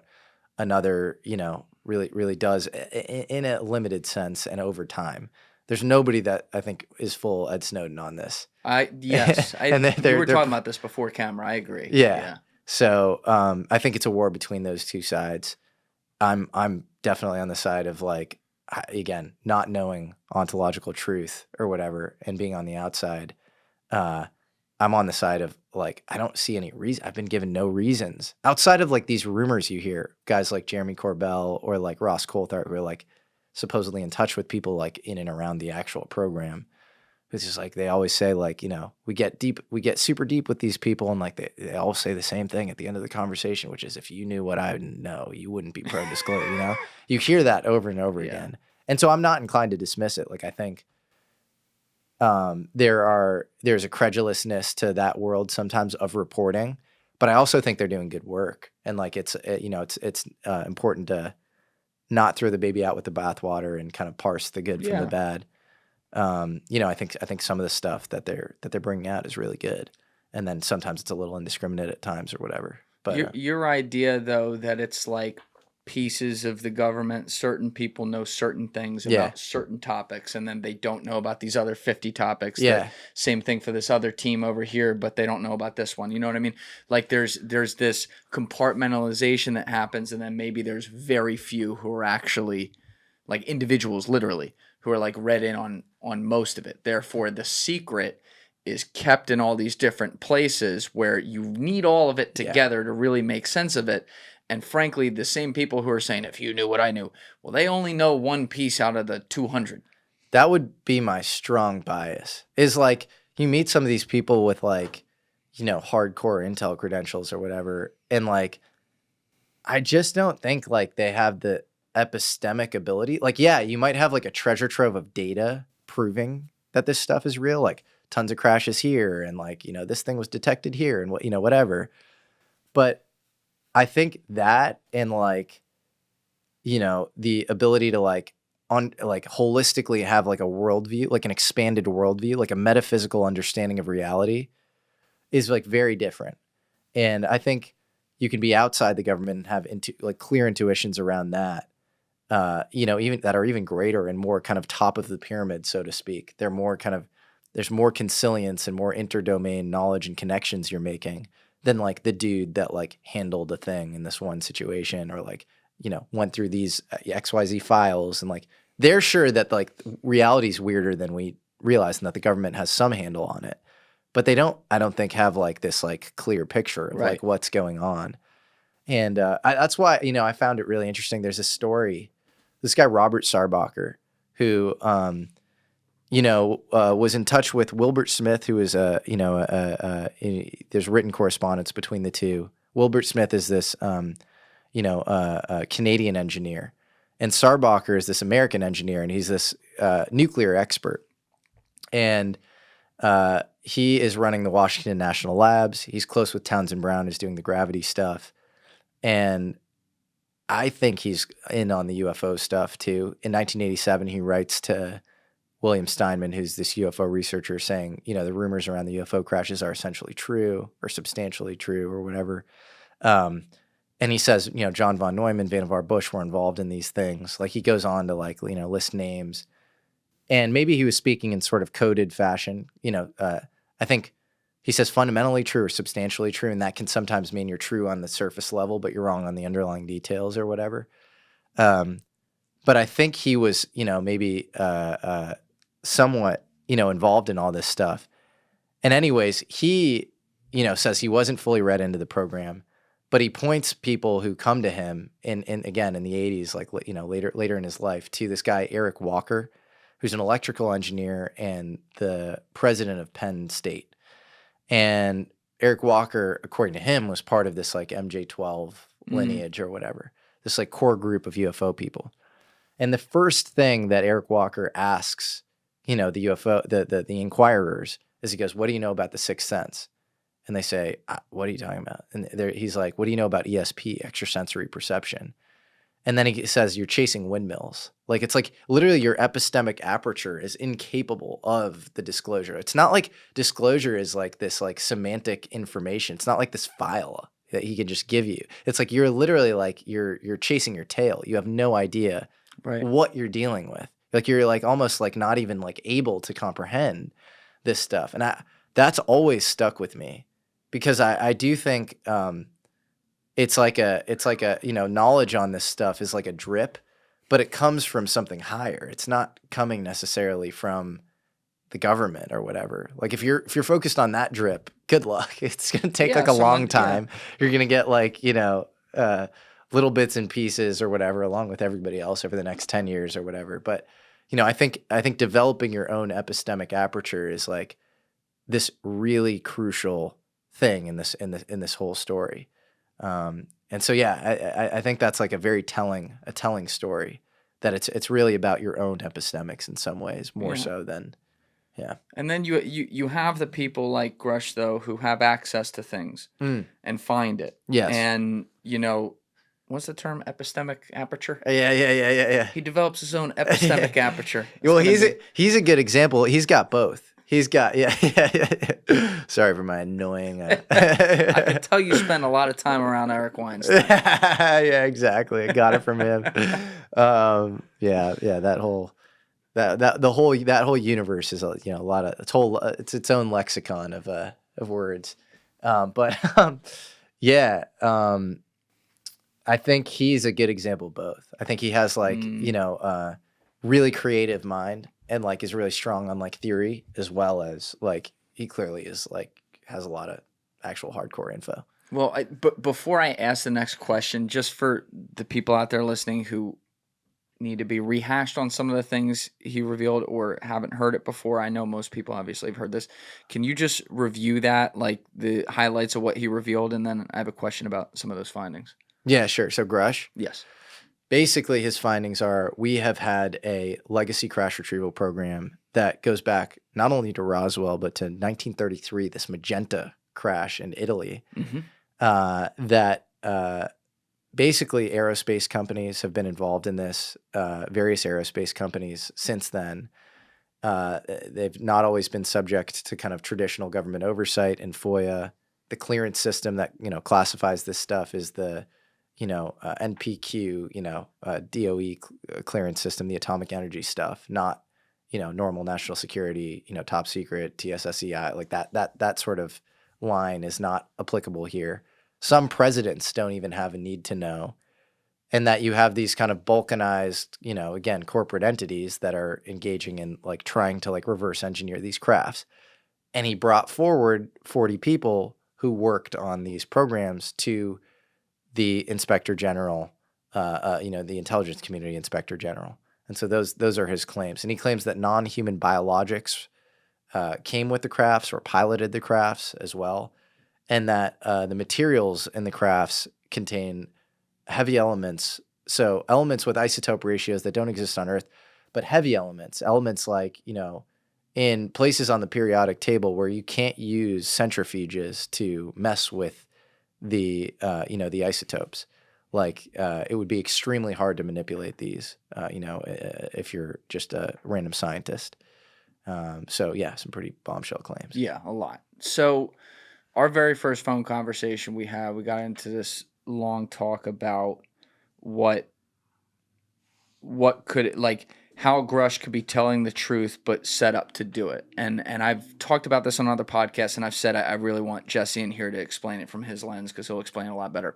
But what I had asked you on the phone was like, is it possible that you have someone who is both curious and smart, like Grush, who within the levers of government is identified as that's a dude who's going to look into some stuff if given the opportunity. Is it possible that as a part of some sort of psyop, if you will, there were a lot of nuts left on a trail for what they deem to be the squirrel Grush for him to pick up and run with to go out and disclose things that actually aren't true? To which you gave me an answer, the short answer of no, I don't think that. I think there's too much here. But what was the full logic there that made you go, there's too much here for that to be the case? Yeah, well, I just knowing him and like how detail oriented and like autistically like obsessed with like detail, I think is one thing.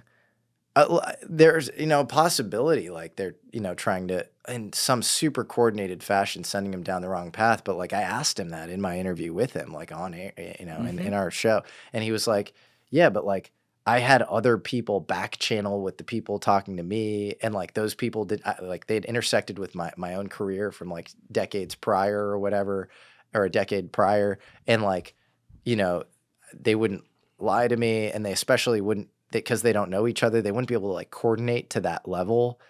And so like I think that's like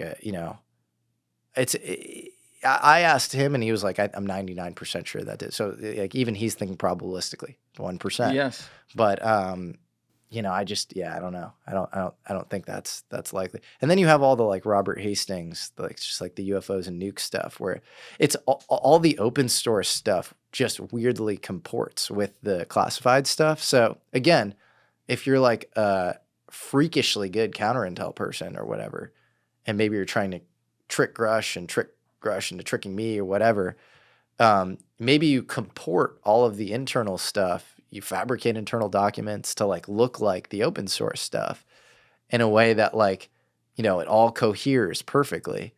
But Thiel's answering the phone at Palantir like, I got just the guy. But like, it's like if you're trying to do that, then first of all, like whoever would do this, like grandmaster job, genius, like incredible job. But I just don't see it. And I see like the amount of like disparate, it's like, take this pathway of like reasoning, right? You have Robert Hastings, UFOs and nukes. You have an extremely credible database of 170 people who do not get into this job due to any sort of histrionic attention-seeking desire for UFO, for themselves. They don't want to be famous, and UFOs keep showing up around our most precious, important assets. And every time they do, the Air Force Office of Special Investigations shows up and they threaten them and say, we're going to screw with your career and, swear them to secrecy. And in certain cases, the people get deleted from the government, like Bob Jacobs.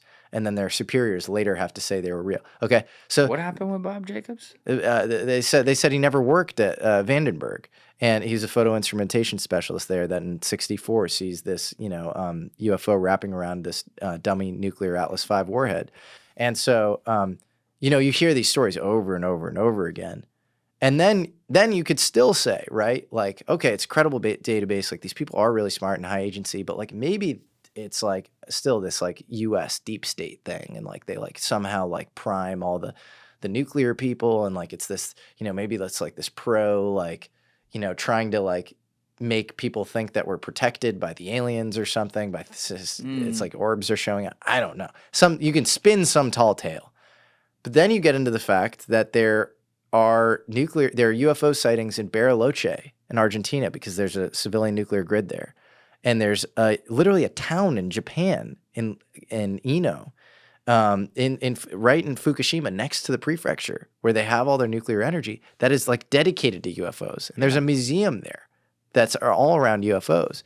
And so like you hear enough of this stuff, and you're like, there is a there. I don't, like anybody that's like, this isn't worthy of investigation. I'm like, you just have like bad Bayesian reasoning. Like you have this a priori bucket that you just put like. You put this stuff into. You put it in the impossible bucket. You don't look at it. You're not looking at it earnestly. Like you didn't listen to what I just said. If you actually take in the fact pattern that I just gave, then you have to think the stuff is real. And then, is there a possibility there's some mastermind being like, and somehow atomic secrecy is overlaying this stuff, and like these scientists were involved, and the Australians also thought they were involved, and like, the magnesium bismuth is showing up here, but it's also in the Townsend Brown stuff. Like maybe, I don't know, but like, I don't know. That feels like all of a sudden, if that's your null hypothesis, the null hypothesis becomes more of a stretch, more of a logical stretch than just there's some intelligence here that's not human. That all of a sudden becomes a more epistemically acceptable base case. And actually, like what are you saying? You're saying there's some cabal that's controlling Bariloche, controlling Japan, and controlling our nuclear assets? Like, what are you actually proposing if you look at the real fact pattern? And so I don't see too many people, like if you had like Sean Kirkpatrick on, like the old head of Arrow. Yep. He's not like earnestly engaging with these like, nuclear cases or whatever. Like there is clearly a connection there. And so like that, that's all I need to know. There's like something clearly very, very real here. And then like all the Grush stuff just like backs that up. It like coheres with it like pretty perfectly. And then let's like, okay, so you think it's a psyop? Like to what end? To what end is it like purely a psyop, Purely. Yeah. Yeah. Like maybe, there are people in this movement or whatever, in the UFO disclosure movement with ulterior motives. Maybe part of it's adversary signaling, maybe part of it's tech protection, maybe part of it's refresh the talent pool on some secret science programs. Maybe it's like, think of a whole host of things that like are ulterior motives that you're going to like push this stuff with. Having said that, just the fact pattern itself, I think is just undeniable and kind of unimpeachable. And like, that's what interests me. And like, I have a sense of some people doing some of the other stuff. I don't want to talk about it because I just want to follow the truth. Right. And I don't want to fuck with anybody. I think it's probably dangerous enough to be looking into like the core ontological truth stuff.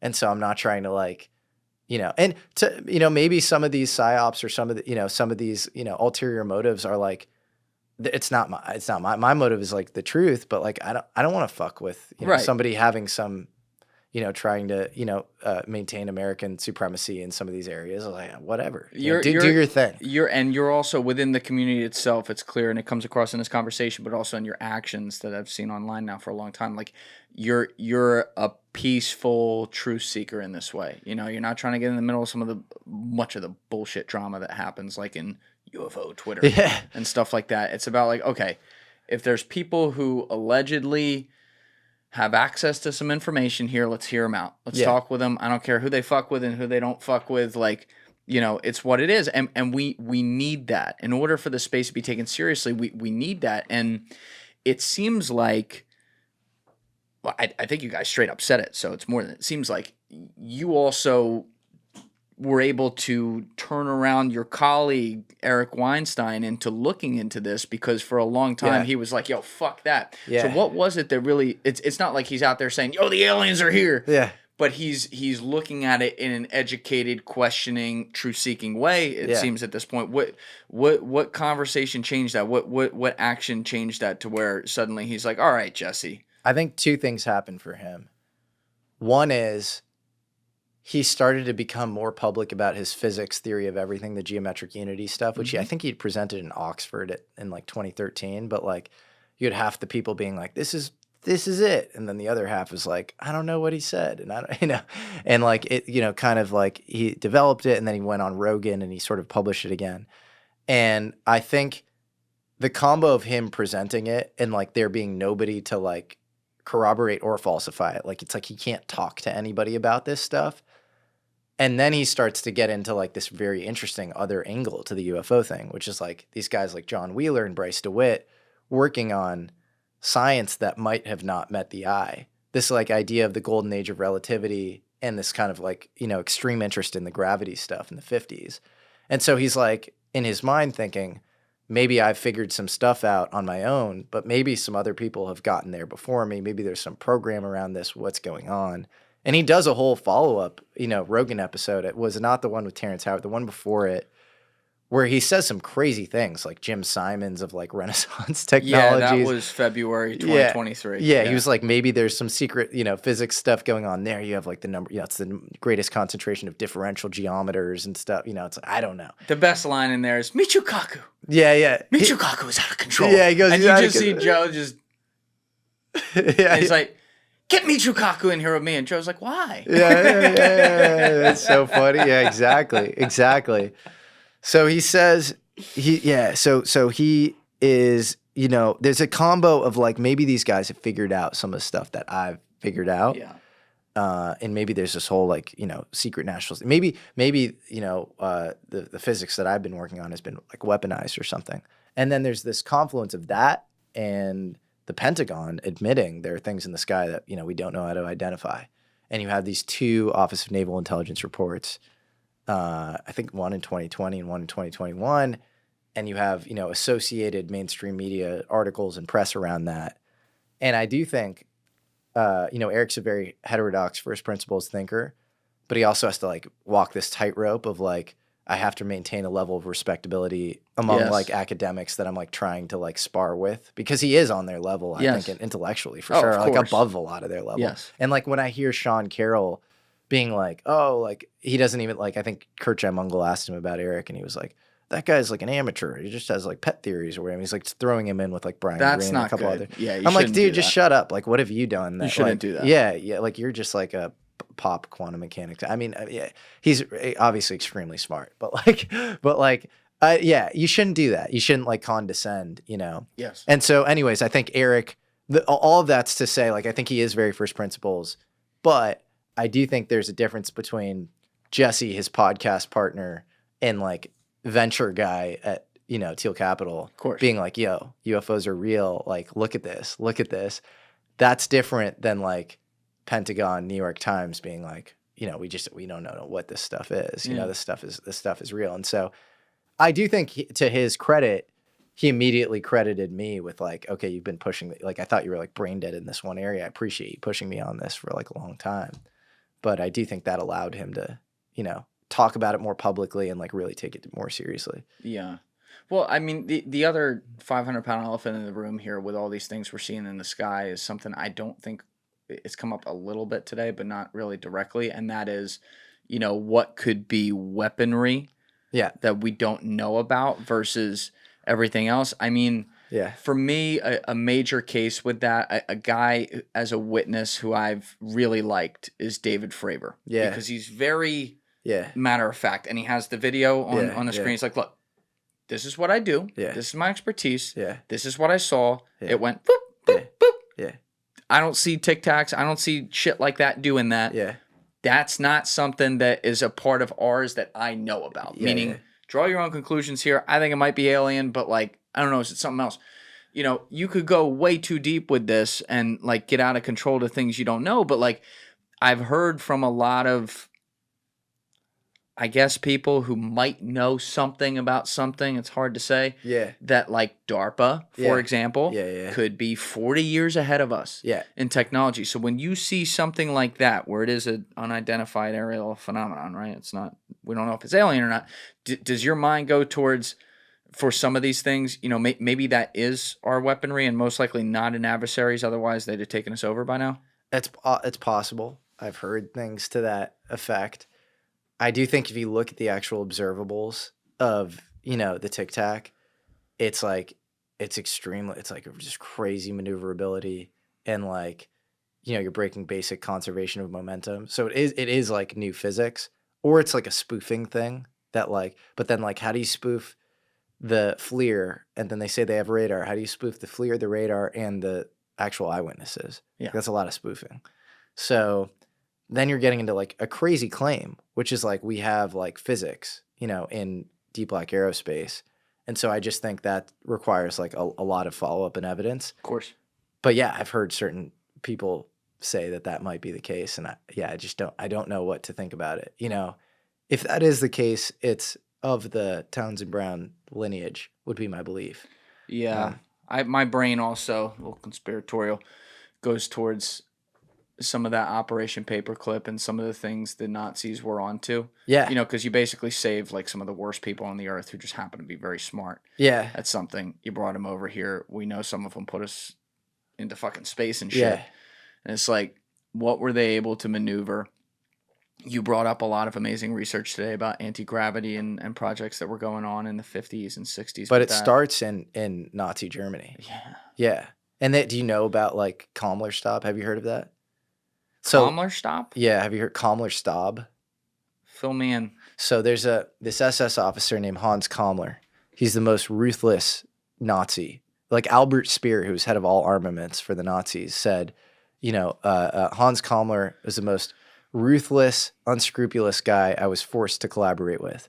And so you're talking about a Nazi who's worked with like Hitler and Goebbels and, you know, Himmler. And he's saying that this guy is like the craziest, most ruthless guy. By 1945, Hans Kammler was in charge of all aerial armaments for the Nazis. So the V2s, A4s, everything. And he had this secret weapons program called Kammlerstab or Skoda Works. And it was based in two places, in Czechoslovakia and Poland. And so modern day, you know, obviously these were Nazi occupied. And you had these three scientists, Richard Mita, who was doing high voltage stuff, which is very similar to what Townsend Brown was doing. So, you know, similar experiments, like, you know, kind of short distances, high voltage, you know, maybe asymmetric capacitors. You had Rudolf Schreiber, who was this German technician who had a design for a flying saucer. And you had another guy named Victor Schauberger, who lived in Austria, who we know, he said in his diaries, it says, or I think it was a letter to his son, he says, I'm in Czechoslovakia and what I'm doing is top secret. And this is 1942, right after an SS officer knocked on his door. And so you have all these guys kind of, you know, being housed in like these, you know, secret weapons programs in Poland and Czechoslovakia. A lot of it is actually underground. And they're working on all sorts of crazy stuff. And Mita had a you know designs for flying saucer. All of these guys that I just mentioned had, you know, designs for flying saucer. There's another guy named Henri Coanda, who's a Romanian engineer who was also under Nazi occupation. He had a patent for a lenticular aerodyne saucer, and he, I think, also ended up contributing to Skoda Works. So Skoda Works was like a real thing, and they were working on like the most advanced weaponry at the time. And at the same time, you had, Foo Fighters, which are these controlled balls of lightning. They seemed like, they were intelligently propulsed or controlled or whatever, with no vapor trails, moving in and out of Allied fighter flight paths. And so I don't know if there's a connection between that and Skoda Works, but Skoda Works was definitely doing some really crazy stuff. I mean, the rumors were they might have been working on, flying saucer, but there are also rumors. Have you heard of Die Glocke? Do you know what that is? This legendary bell, this German bell. Have you heard of that? Maybe. It's this. It looks like this sort of like egg-shaped or bell-shaped, thing, and there's a ceramic chamber on the inside. It's metallic on the outside. And you use a lot, extremely high voltage energy. You create like a torsion field around this, object. You have a person go inside the object, and you slow the inertial reference frame. So gravity and time are coupled. And so if you create, the only ways to affect gravity are basically through mass and energy, right? So you have like an extremely big planet, you're going to, you have this gravitational inward force. But maybe if you have like extremely high amounts of energy, you can also create sort of like these synthetic gravitational effects, and then you can maybe mess with time as well. If you think about it, like the closer you move to a black hole, time slows. And so the idea would be you create this sort of torsion field, and you create this different inertial, this different reference frame on the inside of the bell as on the outside. And so time is actually moving slower on the inside versus the vis-a-vis the outside. And so if it's moving like 1,000th of of the pace of the outside, you can walk out of that thing, after a certain amount of time, you're 1,000 years in the future. And so it's a crazy concept. So that is the lore. That to me is the least believable thing that could have come out of Shkoda Works. But we know that, or we have some evidence that Ernest Grawitz, who is head of the SS Medical Division, that Joseph Mengele worked under Grawitz, was maybe involved in this project. Oh boy. As was a guy named Walter Gerlach, who was studying gravity, at his university prior to this work. And so it's this really interesting thing. This guy named Nick Cook wrote this book called The Hunt for Zero Point. And he documents it really well. And he meets this Polish journalist named Igor Witkowski, who's probably like the deepest on this. And Cook comes out saying, I don't know if this was real, but there's like a ton of evidence that like Shkoda Works was real, that you had these crazy secret weapons programs that were like, they put the concept of Wunderwaffe, like German wonder weapons, to shame. It's like next level stuff, but he doesn't know, whether the bell existed exactly or like what exactly was going on. But it's a fascinating inquiry. And there's actually a book by this guy named Tom Augustin, and I think it's called Blunder, and it's basically about how there was this fighting for the scraps of Shkoda Works in 1945, and how the Russians ended up with a lot of this stuff and a lot of the frameworks that might have come from Shkoda Works, and then the U.S. ended up with a lot of it. And originally around 45, it was thought that Kammler died or disappeared. And now we know actually from a couple of declassified documents that Kammler ended up in the U.S. Of course he did. And that we took him back. And so that's this like really crazy kind of, punctuation mark at the end of this story that like is very important and not super well known. And so, yeah, I mean, I don't know exactly what you make of that, but I think there was a lot of tech transfer at the end of the war, and it wasn't just, you had missions like TICOM, which was, for communications, and ASOS, which is for nuclear stuff.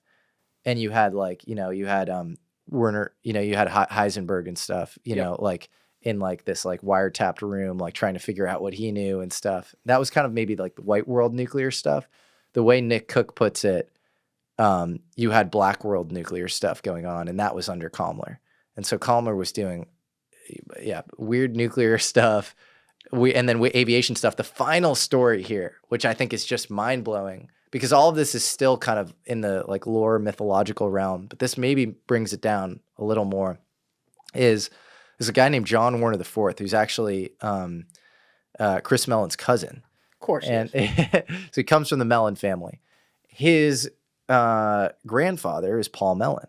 So Paul Mellon is one of the founders of the CIA, and John Warner is having like a martini with Paul Mellon, and his grandfather's like recounting all these crazy stories, and he's like 3 or 4 martinis deep, and he says, I remember being in modern day Czechoslovakia, and I'm standing on top of a massive craft, and it's a saucer, and John Warner says, is that the one with the a bunch of the BMW engines like taped it onto each other? And he goes, no. And he just like kind of changes the subject. But it was a trip that he and Alan Dulles obviously third director of the CIA, were Godfather of Operation Paperclip. Yeah, it was, exactly. And Dulles was doing all sorts of crazy stuff, dude. like around the war. He was gone fully rogue. You know? read Devil's Chessboard? Yeah, I have. Oh my God. Yeah. What a book. Yeah, exactly. And anybody who watches the Sheehan episode I just did should read that book because it corroborates all the Sheehan stuff too. So you have a lot of weird evidence around like Nazi secret stuff. Like they might have figured out more than meets the eye, and then exactly what they figure out, I don't know. It gets weird. You have who is Werner von Braun's? Why am I blanking on his name? Werner von Braun's mentor, Herman Oberth. Yeah, he ends up at Convair Bell, Convair, doing interesting stuff. And then von Braun obviously ends up here and runs our space program. He and Arthur Rudolph, who like literally ran the German space, they created the VT rocket. Yeah. Like they're like running like the NASA Saturn program. Like it's literally like that NASA Saturn program is like a transplantation of like the Nazi space program.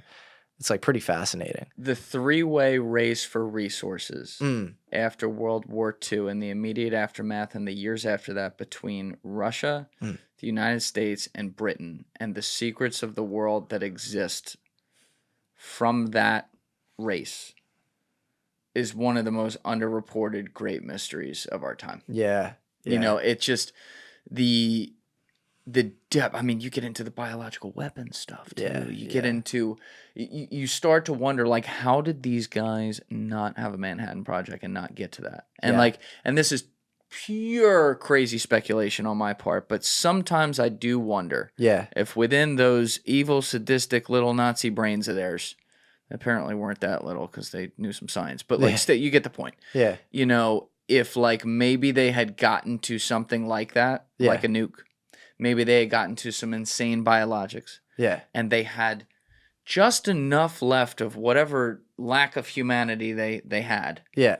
To say, maybe we shouldn't give it to the stash. That motherfucker's a little crazy. Yeah. Like, I don't know. Yeah. But I think about that a lot because the shit that they were onto. Yeah. And then the deals they were able to make. And let's be honest, the Dulleses had some sympathies, if you will, towards the Nazis. That's very well documented long before the war, and then when the war was closing off, obviously. Yep. But like, if that was a part of it, I would, oh my God, I would love to be a fly on the wall during some of those years, or a fly on the fucking Humvees as they pulled up on shit and tried to figure out what the fuck to do here, because there's some crazy stuff that came out. Yeah, well, you also just look at, even more prosaically, like, look at the fighter jets, and then look at the rocket. Like the VT rocket was like 20 years ahead of like anything coming out of the U.S. Like the Nazis, I don't know if this is like a pro border science argument because there are no like moral qualms about like looking into all sorts of. I think there was like experimental cell block 9 where they were like doing human experimentation on like Mengele doing like weird twin.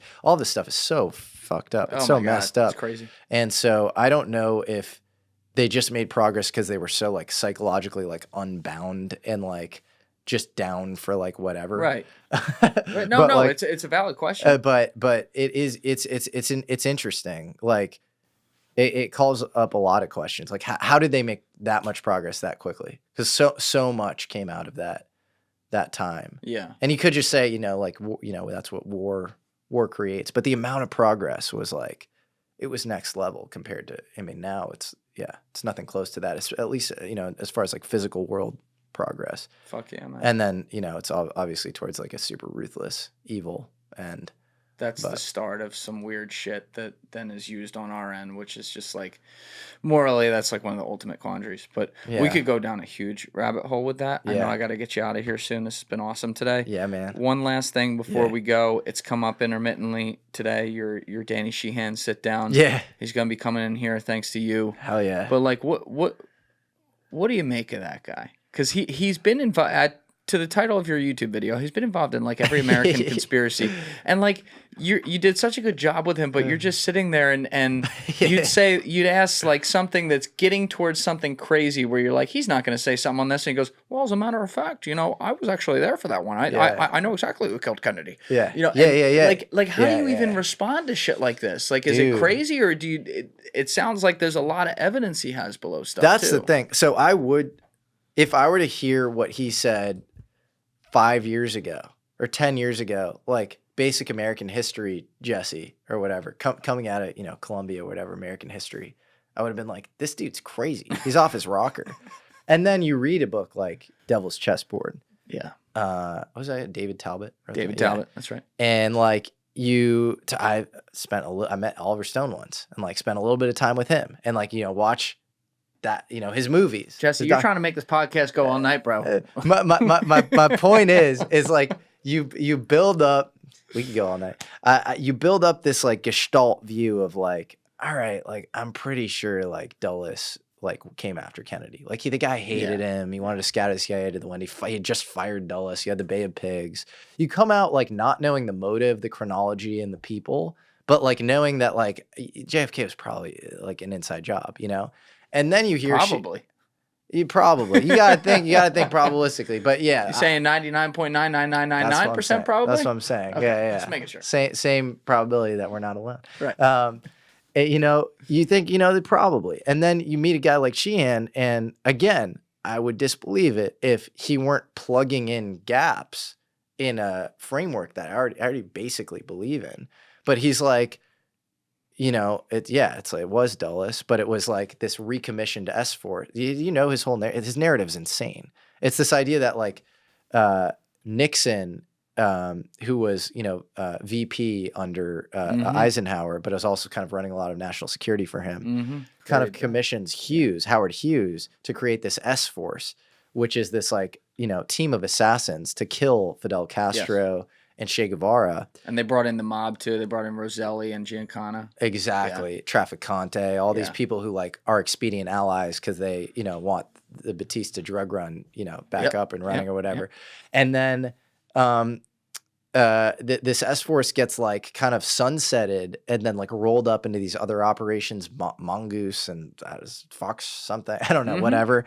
And then when Dulles gets fired, by JFK, he retreats back into the Brown Brothers Harriman, which is the investment firm that like sort of formed the CIA. Yep. And he then calls the shot that like the S-Force is going to get recommissioned. Sleeper cell, let's go. And to take out JFK. And he like, Danny mentions the name of the guy that he thinks he gets. It's so he's like, Ricardo, it was Miguel. Well, he goes, Ricardo. No, this guy Morales.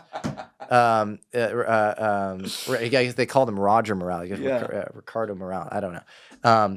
But it's wild. And so again, I would not believe it if it weren't like so in line with my prior understanding of what had happened, which is that, come on, like it's like you have all these things like the magic bullet, the idea that like Jolly West, like MK Ultra, like Jack Ruby right afterwards. Like you literally can look at the JFK thing for like 5 hours and be like, I think there's some weird shit here, Oh yeah. So yeah, it's wild, man. Sheehan's he's like a national treasure. I don't understand how after that interview, I asked, I was like, dude, how are you alive? And he was Jesse. He was like, you can't be paranoid and you got to just do your thing. I mean, I don't know. You're going to kill this hair? Yeah. He's a little Yoda hair. Yeah. Oh my God. I can't wait to do that. He's the best, man. You're going to have an awesome time with him. And yeah, I'm fired up. You get to pick his brain. He's the best. And he reps Lue Elizondo. In the past, he reps Stephen Greer. He was like early in the 90s, I think, like into UFO litigation somehow. Well, he always ends up somewhere. Yeah, he's like Zelig or something. Yeah. He's always like the Forrest Gump of law. He's literally Forrest Gump of like American history. Yeah. And in the most interesting, like, it's crazy. Like, yeah, it's like, and then James McCord hit me up after Watergate, and like I represented him. Like, what? Yeah, met him at a Dunkin' Donuts, as a matter of fact. Yeah, it's wild, man. He's funny, and I don't know how he pieces all this stuff together. He has a JFK infographic that will literally blow your mind. It's like, you'll come out more confused than like, it's like the amount of names and like, it's like a web of, he's like, oh, just look at my infographic. And I look at it and I'm like, am I supposed to understand this? Like the infographics are supposed to be like, 4 or 5 boxes. Right. And like, it's like, it was like 100 different things. I was dying of laughter. We'll have fun. I'm sure that'll come up. He did a really good podcast with my buddy Danny Jones earlier this year too. Like the guy's just gold. So yeah, it'll be great. But listen, man, this is the first of what I hope is many podcasts on here. Hell yeah, man. I'd love to come back. Dude, you are better than Bill. This has been incredible. There's going to be a Patreon episode from somewhere within here too, where we went Epic. off topic for like 40 minutes or something like that. So people can hit that link in the description. But we'll have your channel down there. Cool. Everyone go check out the videos. They're so good. They're so well produced. Love what you're doing. And Thank you. thanks for going through all of it today, man. I love what you're doing. Appreciate you having me. Thank you, brother. Awesome. All right, everybody else, you know what it is. Give it a thought. Get back to me. Peace. Thank you guys for watching the episode. Before you leave, please be sure to hit that subscribe button and smash that like button on the video. It's a huge help. And also, if you're over on Instagram, be sure to follow the show at Julian Dorey Podcast, or also on my personal page at Julian D. Dorey. Both links are in the description below. Finally, if you'd like to catch up on our latest episodes, use the Julian Dorey Podcast playlist link in the description below. Thank you.